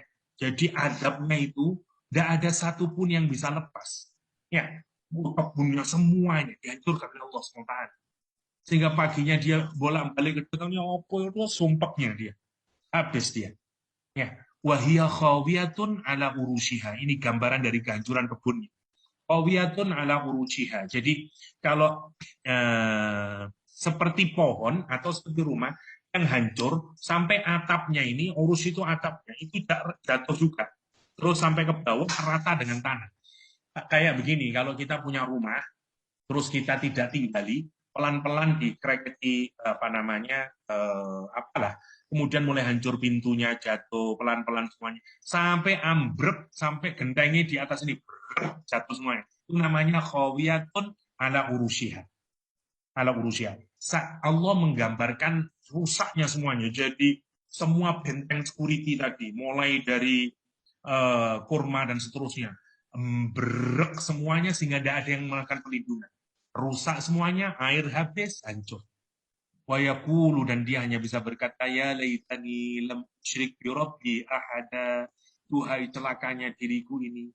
Ya, lam usyrik bi rabbi ahada, duhai kiranya dulu aku tidak mensyirikkan engkau ya Allah dengan sesuatu. Walam takun lahu fi'atun, lihat Allah, dan dia tidak punya satu kelompok. Dulu dia banggain apa? Saya punya banyak manpower, saya punya banyak anak buah, saya punya harta. Sekarang tidak ada fi'at, tidak ada kelompok, tidak ada golongan yang bisa nolong dia. yansurunahu min dunillah. Selain Allah SWT. Wa ma kana muntasira. Dan dia memang tidak termasuk yang bisa ditolong. Karena apa? Karena ketentuannya sudah final. Husbadan tadi. Husbadan tadi. Saya singkatkan biar selesai. Hunalikal walayatu lillahil haq. Wa khairun sawaban wa khairun uqba. Di sanalah walayahnya lillah. Ya, ini bisa dibaca wilayah, bisa dibaca walayah. Ada perbedaan maknanya. Kalau dibaca walayah artinya apa namanya pertolongan. Tapi kalau dibaca wilayah artinya kekuasaan. Dua-duanya boleh.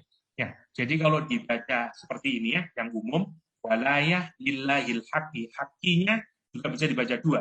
Bisa dibaca hakku, bisa dibaca hak. Kalau dibaca haqqi berarti dia menjadi kata sifatnya Allah. Ya, jadi lillah milik Allah ya, al-haq yang benar, yang maha benar. Tapi kalau dibaca al-haqqu menjadi kata sifatnya walayah. Itu perbedaannya dan nanti artinya juga berbeda. Tetapi tetap benar semuanya.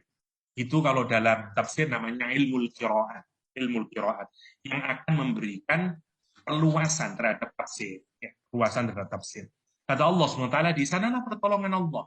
Ya, kalau dimaknai walayah, ya, pertolongan itu hanya dari Allah yang hak.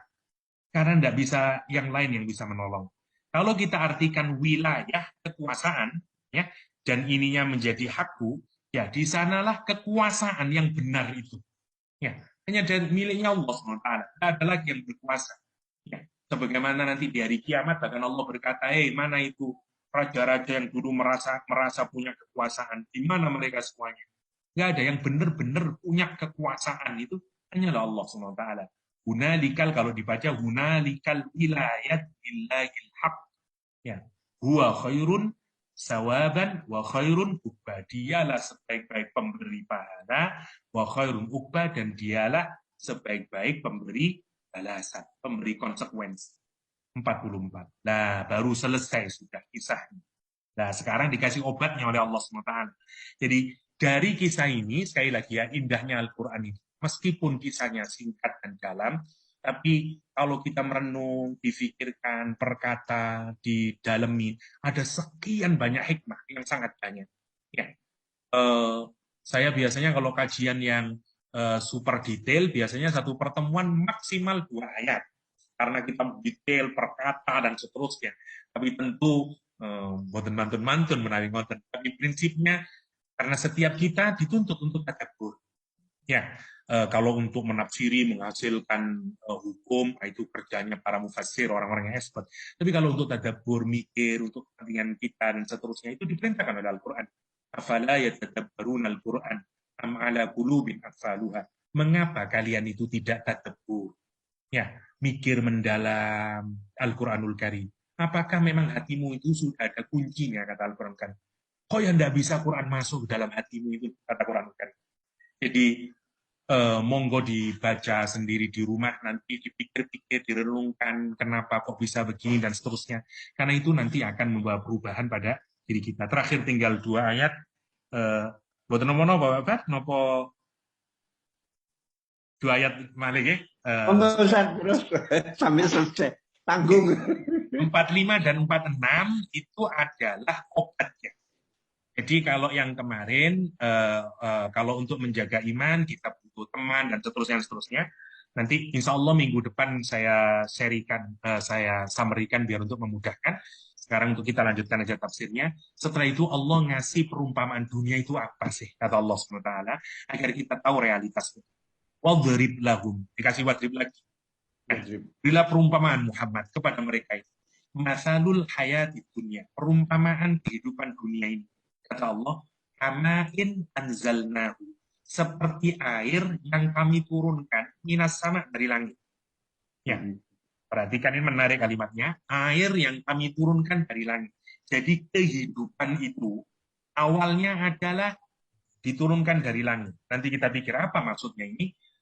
Karena kalau kita lihat masalnya, masal itu kan perumpamaannya. Kita semuanya disuruh berpikir, mengambil hikmah di baliknya. Karena namanya aja perumpamaan. Mau kemana sebenarnya perumpamaan?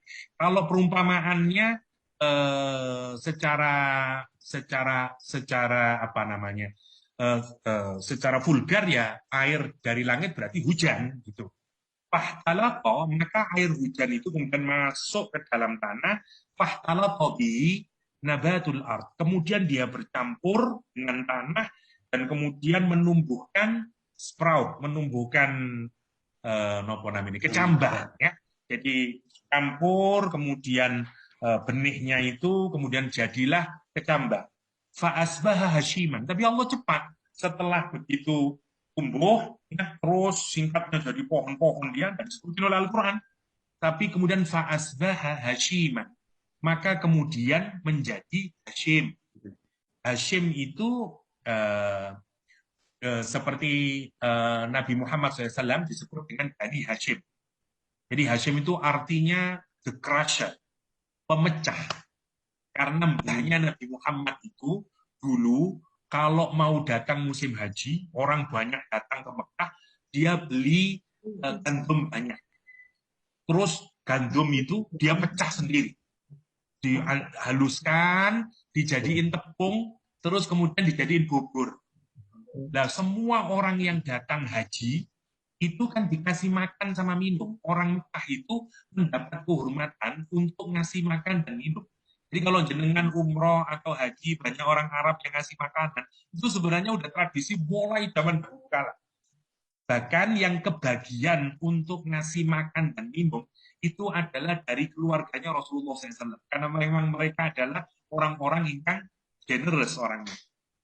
Makanya dikenal dengan Banu Hashim karena dia yang selalu menyediakan bubur kacang hijau lah kalau kita untuk jamaah haji, ini ngoten lah, burjo lah gitu. Jadi singkatnya kemudian fa'asbaha hashiman, pohon yang itu kemudian pelan-pelan hancur dia, Hashim, ya Hashim, dia hancur. Tadruhur ya, kalau sudah hancur kemudian bisa dihancurkan keras ini, tadruhur ya, kalau pohon-pohon meskipun segagah apapun, sehebat apapun pohon itu, tapi kalau pelan-pelan airnya ndak ada, dia mengering, terus lapuk dia, terus bisa diinjak, kerak dia, dan kalau sudah hancur, tadruhur ya, dia bisa diterbangkan oleh angin. Yang buagah tadi, yang kokoh tadi, kalau sudah nggak ada airnya, loyo dia, hancur dia, dan jadi Hashim. Bahkan bayangin, siapa sih yang bisa diterbangkan oleh angin? Sesuatu yang sangat ringan. Karena kalau dia masih agak berat, nggak bisa diterbangkan oleh angin. Untuk gambarin, nothing kamu itu. Hidupnya itu nothing. Wa kana Allah ala kulli syai'in muqtadira. Dan adalah Allah atas segala sesuatu itu muqtadira. Allah itu kuasa menentukan semuanya, sudah ada ukurannya, ini segini, yang ini segini, yang ini segini. Mari kita berikan, apa maksudnya ini? Yang pertama, Allah yang pertama menggambarkan singkatnya kehidupan ini. Dengan kalimat 3 sebenarnya. Ya, 1, air dari langit, terus campur dengan tanah, terus yang ketiga menjadi nopo namanya kering, diterbangkan oleh angin. Hidup kita itu ya cuma 3 itu. Jadi kalau kita berikan sangat singkat kehidupan itu, isi dari kehidupan itu semuanya pasti akan hancur. Yang pertama. Yang kedua, maknanya yang lebih dalam adalah Allah itu menggambarkan bahwa kehidupan itu sesungguhnya tergantung dari nopo, dari ruh, dari sesuatu yang turun dari atas. Nopo sesuatu yang turun dari atas, satu ruh. Karena ibu yang mengandung ya, 40 hari pertama, 40 hari kedua, 40 hari ketiga, sebagaimana di hadis, kemudian baru ditiupkan ruh, maka menjadi sekarang menjadi manusia sudah, karena sudah campur antara jasad sama ruh. Jadi apa kalau wong Jawa namanya neloni, jadi 40 hari sebagaimana di hadisnya 3 kali 40 itu baru kemudian ruhnya ditiupkan oleh malaikat. Jadi makanya kemudian ada perbedaan nanti di dalam fikih. Saya tidak mau bahas ke sana ya. Tapi singkatnya adalah hidup kita itu tergantung bukan dari badan sebenarnya, dari ruh. Nah, ruh itu makanannya apa? Makanannya juga sesuatu yang datang dari atas. Al-Quranul Karim singkatnya. Ruh itu kemudian masuk ke dalam tubuh kita. Ibaratnya fahtala bihi nabatul ardh. ruhnya, kemudian hidup kita menjadi gagah dan seterusnya sampai kita menjadi. Tapi ingat, ruhnya pelan-pelan sudah ada waktunya. Karena itu Allah menyatakan muqtadira. Ada qadiran, ada muqtadira. Allah ala kulli syai'in qadir. Innallaha ala kulli syai'in muqtadira. Apa bedanya qadir sama muqtadir? Kalau qadir itu punya kemampuan tapi belum tentu dilaksanakan. Sekarang, ya. Misalnya saya jago silat, tapi sekarang saya tidak main silat. Tapi saya jago misalnya. Tapi kalau muqtadira, jago silat dan saat ini sudah sedang melakukan silat. Nah, itu namanya muqtadira. Allah itu maha menentukan, maha kuasa, dan saat ini juga memberikan ketentuannya. Nah, itu maksudnya. Karena Allah bicara tentang kehidupan di dunia, Allah sudah tentukan, kamu sekian, yang ini sekian, hidupmu sekian, rizkimu sekian, semuanya. Wa kana Allah ala kulli syai'in muqtadira, kata Allah SWT. Dan roh itu tidak selamanya, kata Allah, karena itu muqtadira. Dia nyampur dengan tubuh, fahtalat bihi nabatul ard, nanti pelan-pelan akan ditinggalkan oleh ruh. Kalau ruhmu sudah dicabut, namanya mati, maka tubuh itu akan menjadi Hashim. Ya, habis cerita kita hidup di dunia ini. Karena itu, jangan kamu mikirin dunia terlampau dan mikirin tubuhmu sangat itu. Karena hakikatnya, semuanya itu akan kamu tinggal nanti.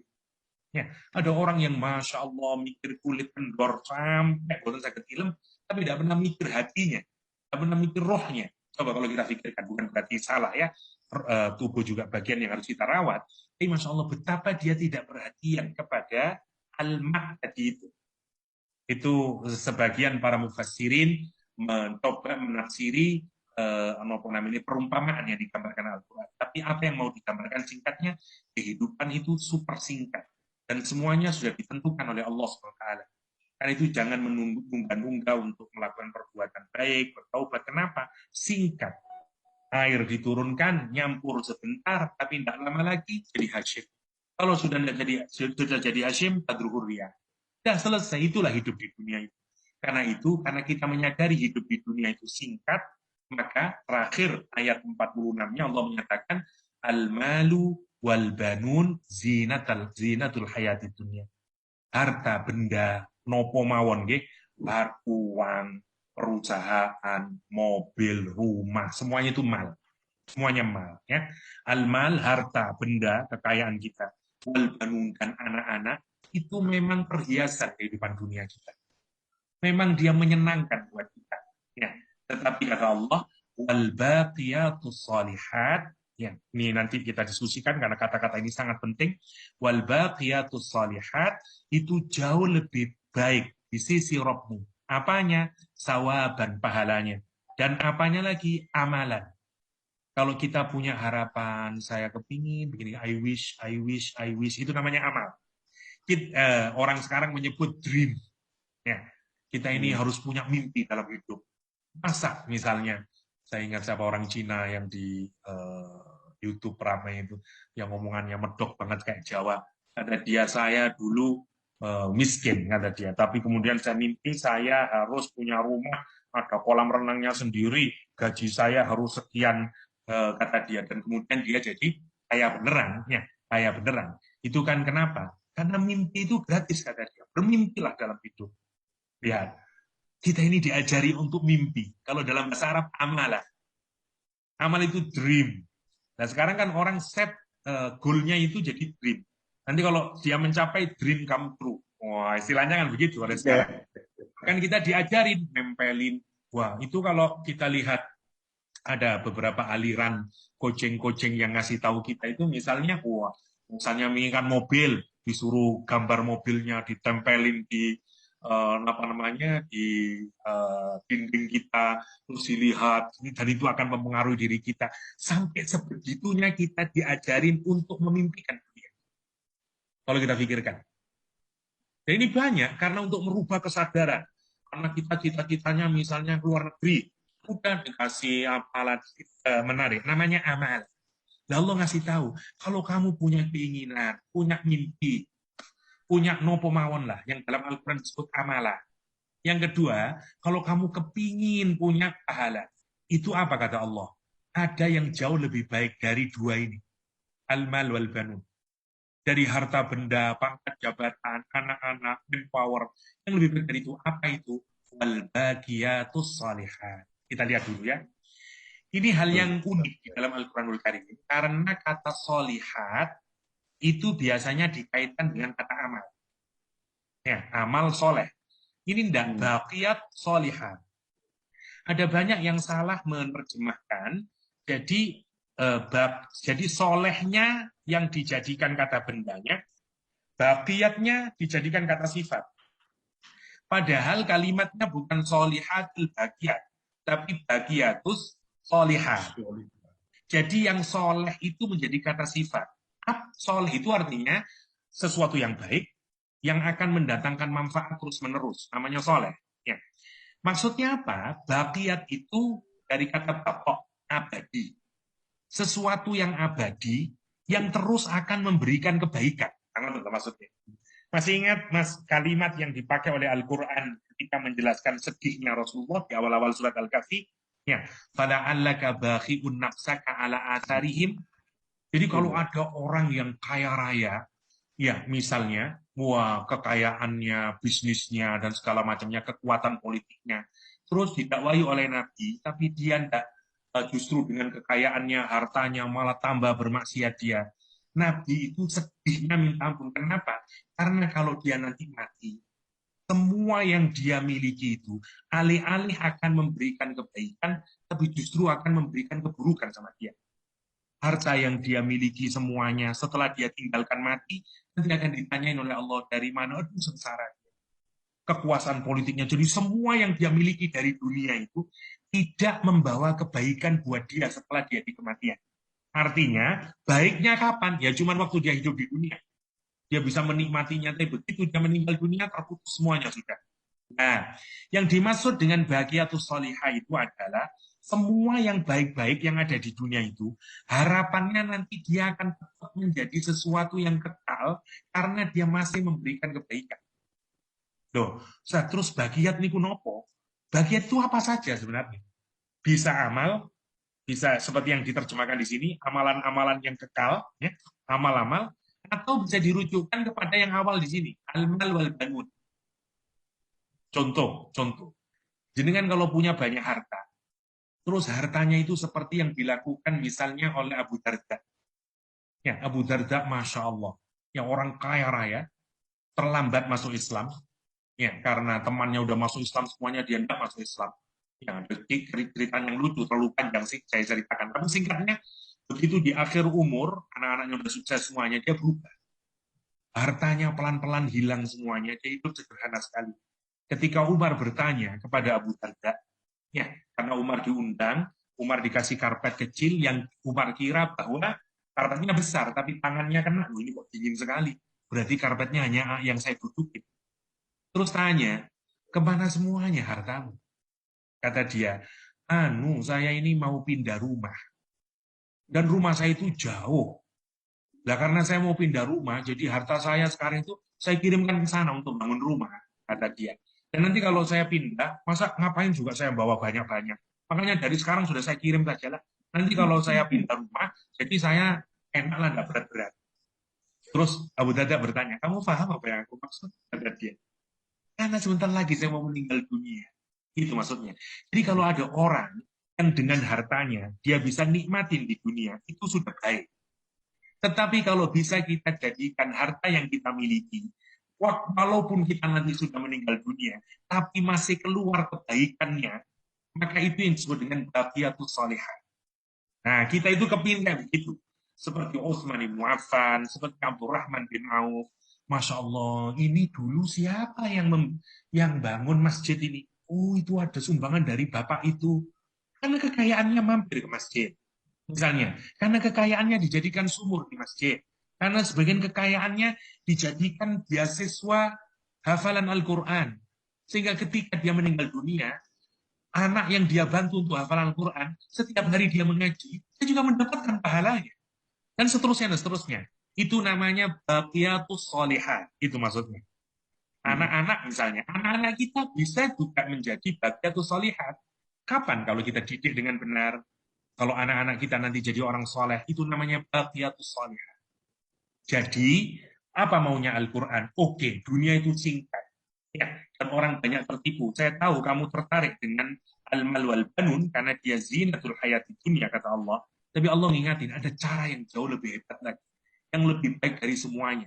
Kalau kamu ingin punya dreammu jangan kepingin, dreammu adalah bagaimana semua yang diberikan oleh Allah, nikmat yang diberikan oleh Allah, rahmat di kehidupan dunia ini yang diberikan oleh Allah, rubah dia menjadi al-baqiyatus salihat. Jadi kalau kita bisa menjadikannya sebagai al-baqiyatus salihat, itulah yang disebut dengan dream come true. Sekarang mau berpikirkan, kapan sih dream come true itu? Kalau kita tidak sadari, ya Allah, dulu saya kepingin jadi dokter. Ternyata Alhamdulillah Ustaz, hanya saya dream come true. Nanti orang yang meninggal dunia, dia setelah nanti di akhirat, itu dream come true. Karena dia merasa, ya Allah, saya tidak ngira, ternyata dulu saya nyumbang sana, anak-anak saya yang saya didik, dan seterusnya, tetangga yang saya bantu, berbagai amal soleh yang dia lakukan, karena dia punya harta dulu itu. Masya Allah, Ustaz, saya tidak pernah ngimpiin kayak begini, bahkan ini dream come true, Ustaz. Nah, itu yang namanya khairun amala. Khairun amala. Jadi sekali lagi lihat, ayat 46 positif Quran melihat dunia ini. Yang tidak positif adalah kalau al-mal wal banun hanya kita jadikan sebagai zina, hanya sebagai perhiasan yang kemudian membangga-banggakan, saling kompetisi, tidak sehat, dan seterusnya. Sekarang ini tugas kita, kalau kita dikaruniai oleh harta, ya Allah, itu peluang yang sangat besar untuk menjadikan apa? Al-baqiyatus salihat. Terlalu banyak ya orang-orang soleh yang kalau kita pikirkan, ya Allah, kekayaannya tidak habis-habis, karena al-baqiyatus salihat. Dan dia berusaha untuk ngoteni, berubah untuk al-baqiyatus salihat. Ya, kita terkagum kepada orang-orang, bahkan kita iri dengan orang-orang yang kaya, yang diberikan oleh Allah kemudahan mencari rizki, tapi satu sisi yang rubah semuanya menjadi baqiyatus salihat. Kita itu ingin itu. Dan salah satu baqiyatus salihat tentu saja adalah nafkahi anak, istri, keluarga, dzil qurba, keluarga dekat, itu juga bagian dari baqiyatus salihat. Kira-kira itu secara singkat, ngapunten agak malam ini nopo namine bahasan kita tentang harta. Insya Allah saya summary-kan yang agak lebih mudah di pertemuan mendatang dari 2 kisah. Dan insya Allah kita sudah masuk ke kisah yang ketiga. Nanti kalau sudah kisah semuanya, baru kita rangkum lagi dan kita lihat strukturnya, kira-kira mengikat di kepala kita. Tapi untuk sementara biar kita selesaikan ceritanya dulu. Insya Allah pertemuan mendatang sudah kita masuk ke kisahnya Musa dan Khidir. Insya Allah sebagai fitnah ilmu atau fitnah informasi di zaman akhir. Ini semoga dengan ini kita merasa bahwa iman itulah yang merupakan ukuran kedekatan kita kepada Allah, bukan harta benda. Karena lihat, singa mendapatkan harta, ya, semut mendapatkan harta, kambing mendapatkan harta, semuanya diberikan oleh Allah. Begitu pula manusia. Orang muslim dapat, orang non-muslim dapat, dan seterusnya.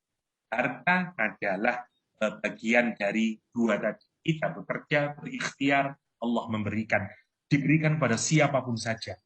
Akhirat tidak diberikan kepada siapapun saja, karena ada syarat iman di dalamnya. Karena itu, kalau kita memiliki harta yang banyak, hati-hati juga dengan sifat-sifat negatif yang bisa muncul dari kepemilikan harta. Dan ada juga yang positif, yang bahkan positifnya Masya Allah. Kalau yang negatif tadi bisa kita pelajari semuanya sampai detail, yang positif disimpulkan Allah dengan satu kata, al-baqiyatus sholihah. Yang mungkin, Pak Pres? Matur Ustaz. Mungkin ada yang mau ditanyakan. Prof Teguh yang jarang, mungkin ada yang ditanyakan, Prof Teguh. Saya izin mau sedikit bertanya. Oh iya, monggo Pak Rayono. Iya, terima kasih Ustaz. Assalamualaikum warahmatullahi wabarakatuh. Sebenarnya buat kami dokter atau dosen itu bukan hanya harta, tapi ilmu pun bisa membuat kita tergelincir seperti tadi. Laras. Kadang-kadang kita bisa merasa ilmu kita ini kita cari karena kita sendiri usahanya. Dari Allah, dan ilmu kita mungkin tidak lebih dari setetes air laut. Laras. Kadang-kadang kita merasa lebih pandai dari orang lain. Laras. Apalagi kalau ada pasien itu datang, terima kasih dok, saya sudah disembuhkan. Waduh, itu sudah syirik, dekat syirik. Kalau kita iya gitu, Pak, itu kan sudah syirik berarti. Jadi memang apalagi sopo mana dokter. Iya. untung tadi ke saya gitu, waduh. Untung tak kayak iki. Jadi itu memang terima kasih banyak itu mengingatkan kita sehari. Yang ingin saya sampaikan tadi di ayat 40 kalimat terakhir. Itu kan terjemahnya tulisannya kan mudah-mudahan Allah, seperti setelah kita mendoakan sesuatu yang buruk untuk teman-teman kita. Tadi Ustaz mengatakan itu mungkin teknik dakwah. Tapi yang kita pelajari kan kita ya orang yang didolimi itu kan tidak ada hijab dengan Allah. Tapi Rasulullah sendiri kan ketika didolimi bahkan ditawari Jibril untuk menjatuhkan gunung, beliau menolak.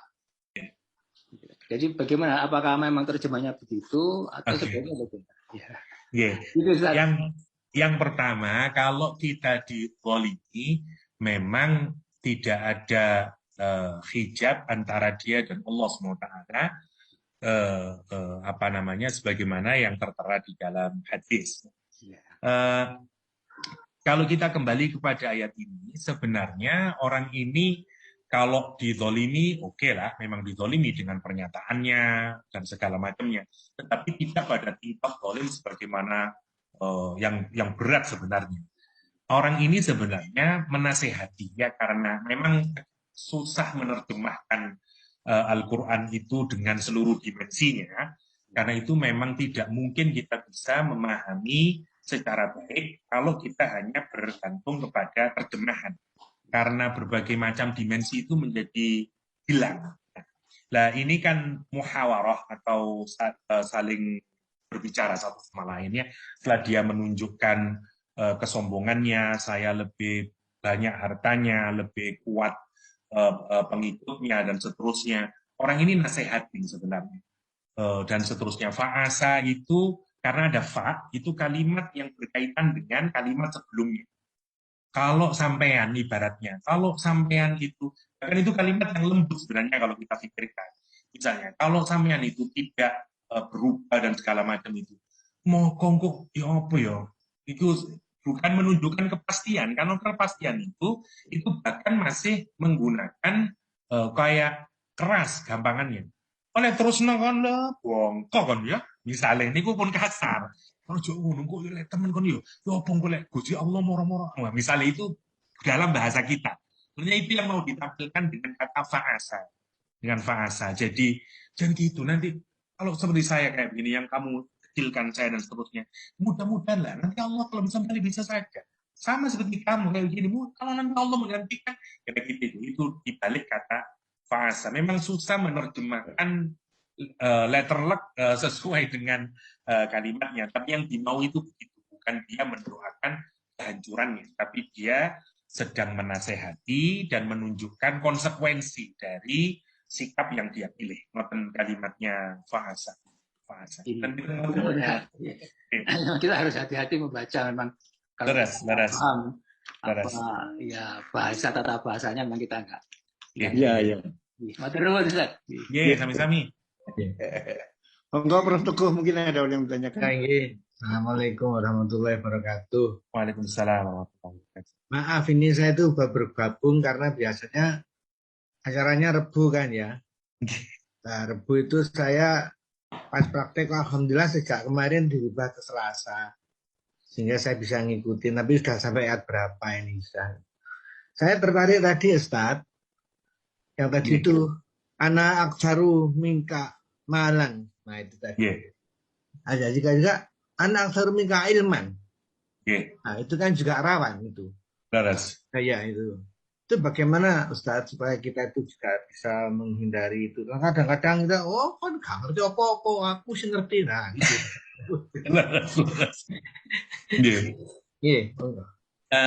Kalimat ini menarik ya, anak aksar ini dulu ada kalau kita lihat kisahnya nanti kalau kita masuk ke kisah yang ketiga, suatu saat Nabi Musa alaihissalam itu berdakwah di hadapan Bani Israil. Dan ada orang yang bertanya, Musa, adakah orang yang lebih mengerti tentang ilmu Allah ya, atau tentang Taurat dibanding kamu? Nah, Musa tentu saja berpikir bahwa aku nabi ya, siapa yang lebih mengerti tentang Taurat? Kata dia, ya, saya yang lebih tahu, tidak ada orang yang lebih tahu. Nah, hadis ini kemudian menjadi latar Allah menyatakan tidak, Musa, ada orang yang lebih tinggi ilmunya dari kamu, yaitu Khidir nanti. Makanya Musa kemudian disuruh ke Khidir. Itu terkenal ya, anak aktaru ilman kalau untuk kasus. Jadi bukan hanya apa yang tadi dibilang oleh Pak Karyono, sebenarnya sudah dulu diomong oleh Nabi Musa alaihissalam. Ya. Memang meskipun sesuai gini ya, gini yang harus kita pahami begini. Kenapa untuk Nabi Musa alaihissalam, Ustaz? Salahnya Nabi Musa di mana? Wong Nabi Musa itu kan menampakkan kebenaran fakta. Nah, sementara dia tidak tahu Khidir nggak kelihatan, misalnya. Dan dia memang sebagai seorang nabi, ya memang dialah. Gini ya, tuntutan untuk seorang nabi dalam berkarakter itu berbeda dengan tuntutan kita. Nabi itu tuntutannya paling tinggi untuk memiliki akhlak itu. Jadi apa yang sudah baik bagi kita, itu mungkin ukuran nabi masih belum baik. Karena dia yang excellent.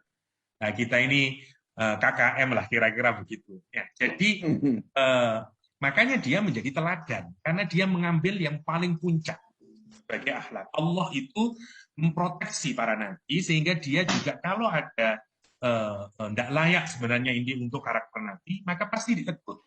Nabi Muhammad juga ditegur di dalam Al-Quranul Karim. Ya, meskipun menurut ukuran kita itu sudah terbaik kalau kita. Sekarang bayangkan misalnya lawang kita ini sedang pertemuan orang-orang penting, ya misalnya Donald Trump, misalnya Joe Biden, ini datang ke rumah untuk bertanya tentang Islam karena dia tertarik sama Islam. Ada santri nyelonong terus tanya, Ustaz, kasih tahu saya hukumnya, Ustaz. Kira-kira kalau saya marahin santri saya ini berakhlak yang baik atau buruk? Baiklah. Kamu keluar dulu lah, ada tamu ini. Nanti setelah itu, itu sudah baik sekali. Ya. Kalau bahkan kalau saya cewek saja orang mungkin masih memaafkan, ya. Tapi ditegur oleh Allah SWT. Kenapa? Untuk kualitas akhlak Rasulullah SAW masih kurang. Masya Allah. Turun ayat abasa wa tawalla. Nah, sama dengan kasusnya Musa alaihissalam tadi, anak taro mingkamalan, karena tidak boleh kayak begitu itu untuk ukuran seorang nabi. Karena itu oleh Allah diperlihatkan satu sisi ya. Satu sisi memang untuk ditunjukkan kepada Musa ada dua ilmu itu tadi nanti kita pelajari setelah kita masuk ke Musa dan Khidir ya. Insya Allah di pertemuan mendatang. Nah, kalau kita menyatakan anak aktsara min kamalan itu bisa salah bisa benar, tergantung ya, tergantung. Kalau itu kita hanya menyatakan fakta tanpa dibumbui dengan kesombongan, saya lagi ukuran sombongnya di mana Ustaz? Nanti kita yang tahu. Nanti kita yang tahu. Misalnya kalau kita menyatakan fakta bahwa misalnya saya ngajar di kelas, saya sudah kuliah lama, anak-anak baru semester 1, ya misalnya oke, kalau saya menyatakan saya misalnya dalam kasus ini lebih mengerti dibanding saudara, dan itu saya menunjukkan sebagai bentuk ekspertis, tidak salah. Tidak itu tidak berangkat dari kesombongan. Tapi kapan kesombongan itu muncul? Kalau ada interaksi. Yang kemudian kita tahu lah, rumusnya Nabi, kesombongan itu adalah batarul haq, menolak kebenaran dan menghinakan orang lain. Itu cirinya. Jadi ciri dari kesombongan itu, kalau kita menolak kebenaran, kita tahu ciri sombong itu begini.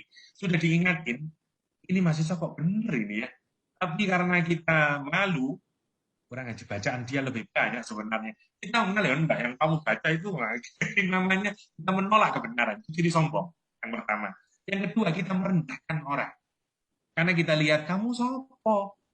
Si Jiae, kamu siapa? Dan seterusnya. Umur piro? Itu namanya, itu kata Nabi. Ciri dari kesombongan itu didefinisikan Nabi dengan dua itu. Nolak kebenaran dan merendahkan orang lain. Merendahkan orang. Kalau kita tidak dalam rangka itu, tidak merendahkan orang, dan seterusnya, ya maka kita menyatakan statement itu tidak dalam rangka kesombongan sebagaimana yang dilakukan oleh. Apalagi kalau kenyataannya memang demikian, ya, memang dia lebih kaya. Sebenarnya kalau kita lihat dari kenyataan, benar nggak pernyataan dia? Benar, karena aksaru min kamalan, memang hartanya lebih banyak. Kalau ditanyain apa salahnya? Tidak ada salahnya. Memang banyak. Kebun saya lebih makmur, harta saya lebih banyak, ada salahnya. Tapi itu diungkapkan untuk merendahkan orang lain. Itu yang menjadikan kesombongan. Jadi kalau kita tidak ada unsur itu di dalamnya, maka dia bukan kesombongan. Tapi itu susah banget. Dan itu kita harus hati-hati ketika menyatakan bahwa saya lebih baik dari Anda. Misalnya, contoh yang paling menarik dalam Al-Quran adalah Nabi Yusuf alaihissalam. Nabi Yusuf menyatakan, saya ahli dalam ini. Itu kan apa bedanya dengan kasus ini? Karena Nabi Yusuf menyatakan, ini Mesir dalam emergensi. Karena akan muncul masa paceklik yang lama. Dibutuhkan orang yang ahli memanage hasil produk-produk pertanian untuk diproteksi, sehingga untuk dimanage berapa dikeluarkan, berapa ditaruh, dan seterusnya. Karena kalau enggak, Mesir ini seperti lumbung raksasa, tidak saja buat rakyat Mesir, tapi buat negeri-negeri di sekitaran Mesir. Kalau itu tidak ada yang menghandle, maka Mesir akan jatuh kepada kehancuran, famine, ya, kekurangan makanan yang mengakibatkan daerah-daerah pinggirnya semuanya itu yang perlu bergantung pada Mesir, itu semuanya akan mati juga semuanya. Kenapa sih keluarganya Nabi Yusuf ke Mesir? Karena itu. Karena Mesir menjadi sumber. Nah, kalau Mesir itu gagal, semuanya mati semuanya. Nah, kita bicara tentang hitungan mungkin ratusan ribu orang atau jutaan orang saat itu. Sallallahu alaihi wasallam, saya tidak tahu Quran. Karena itu diutus Nabi.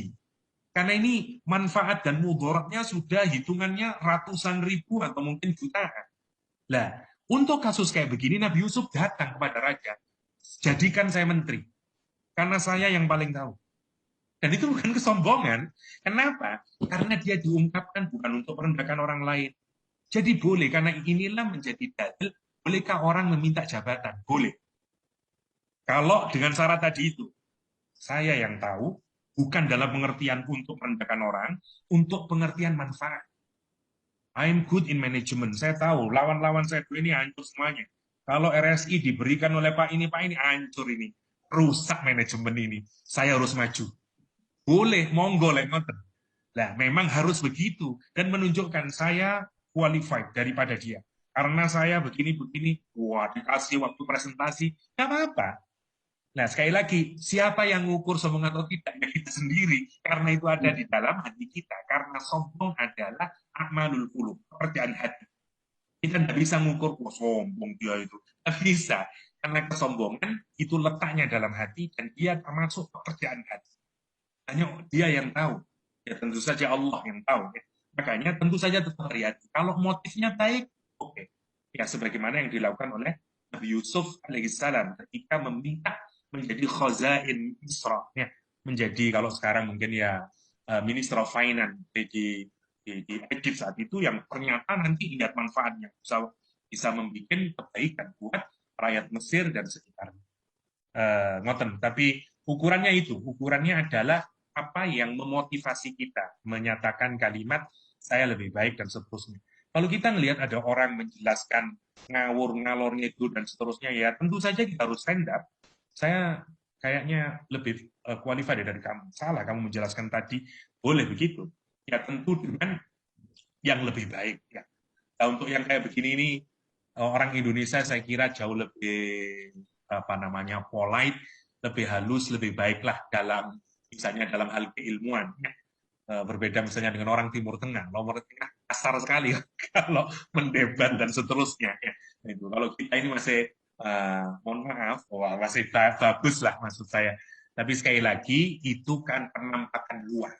Kita tidak tahu dalaman hatinya. Jadi sekali lagi karena itu Al-Quran menggunakan kata malan tadi. Yang saya jelaskan bukan hanya bersangkutan dengan harta, bersangkutan dengan apapun saja, harta benda, bisa ilmu kita, pangkat kita, dan seterusnya. Ngoten ngapunten.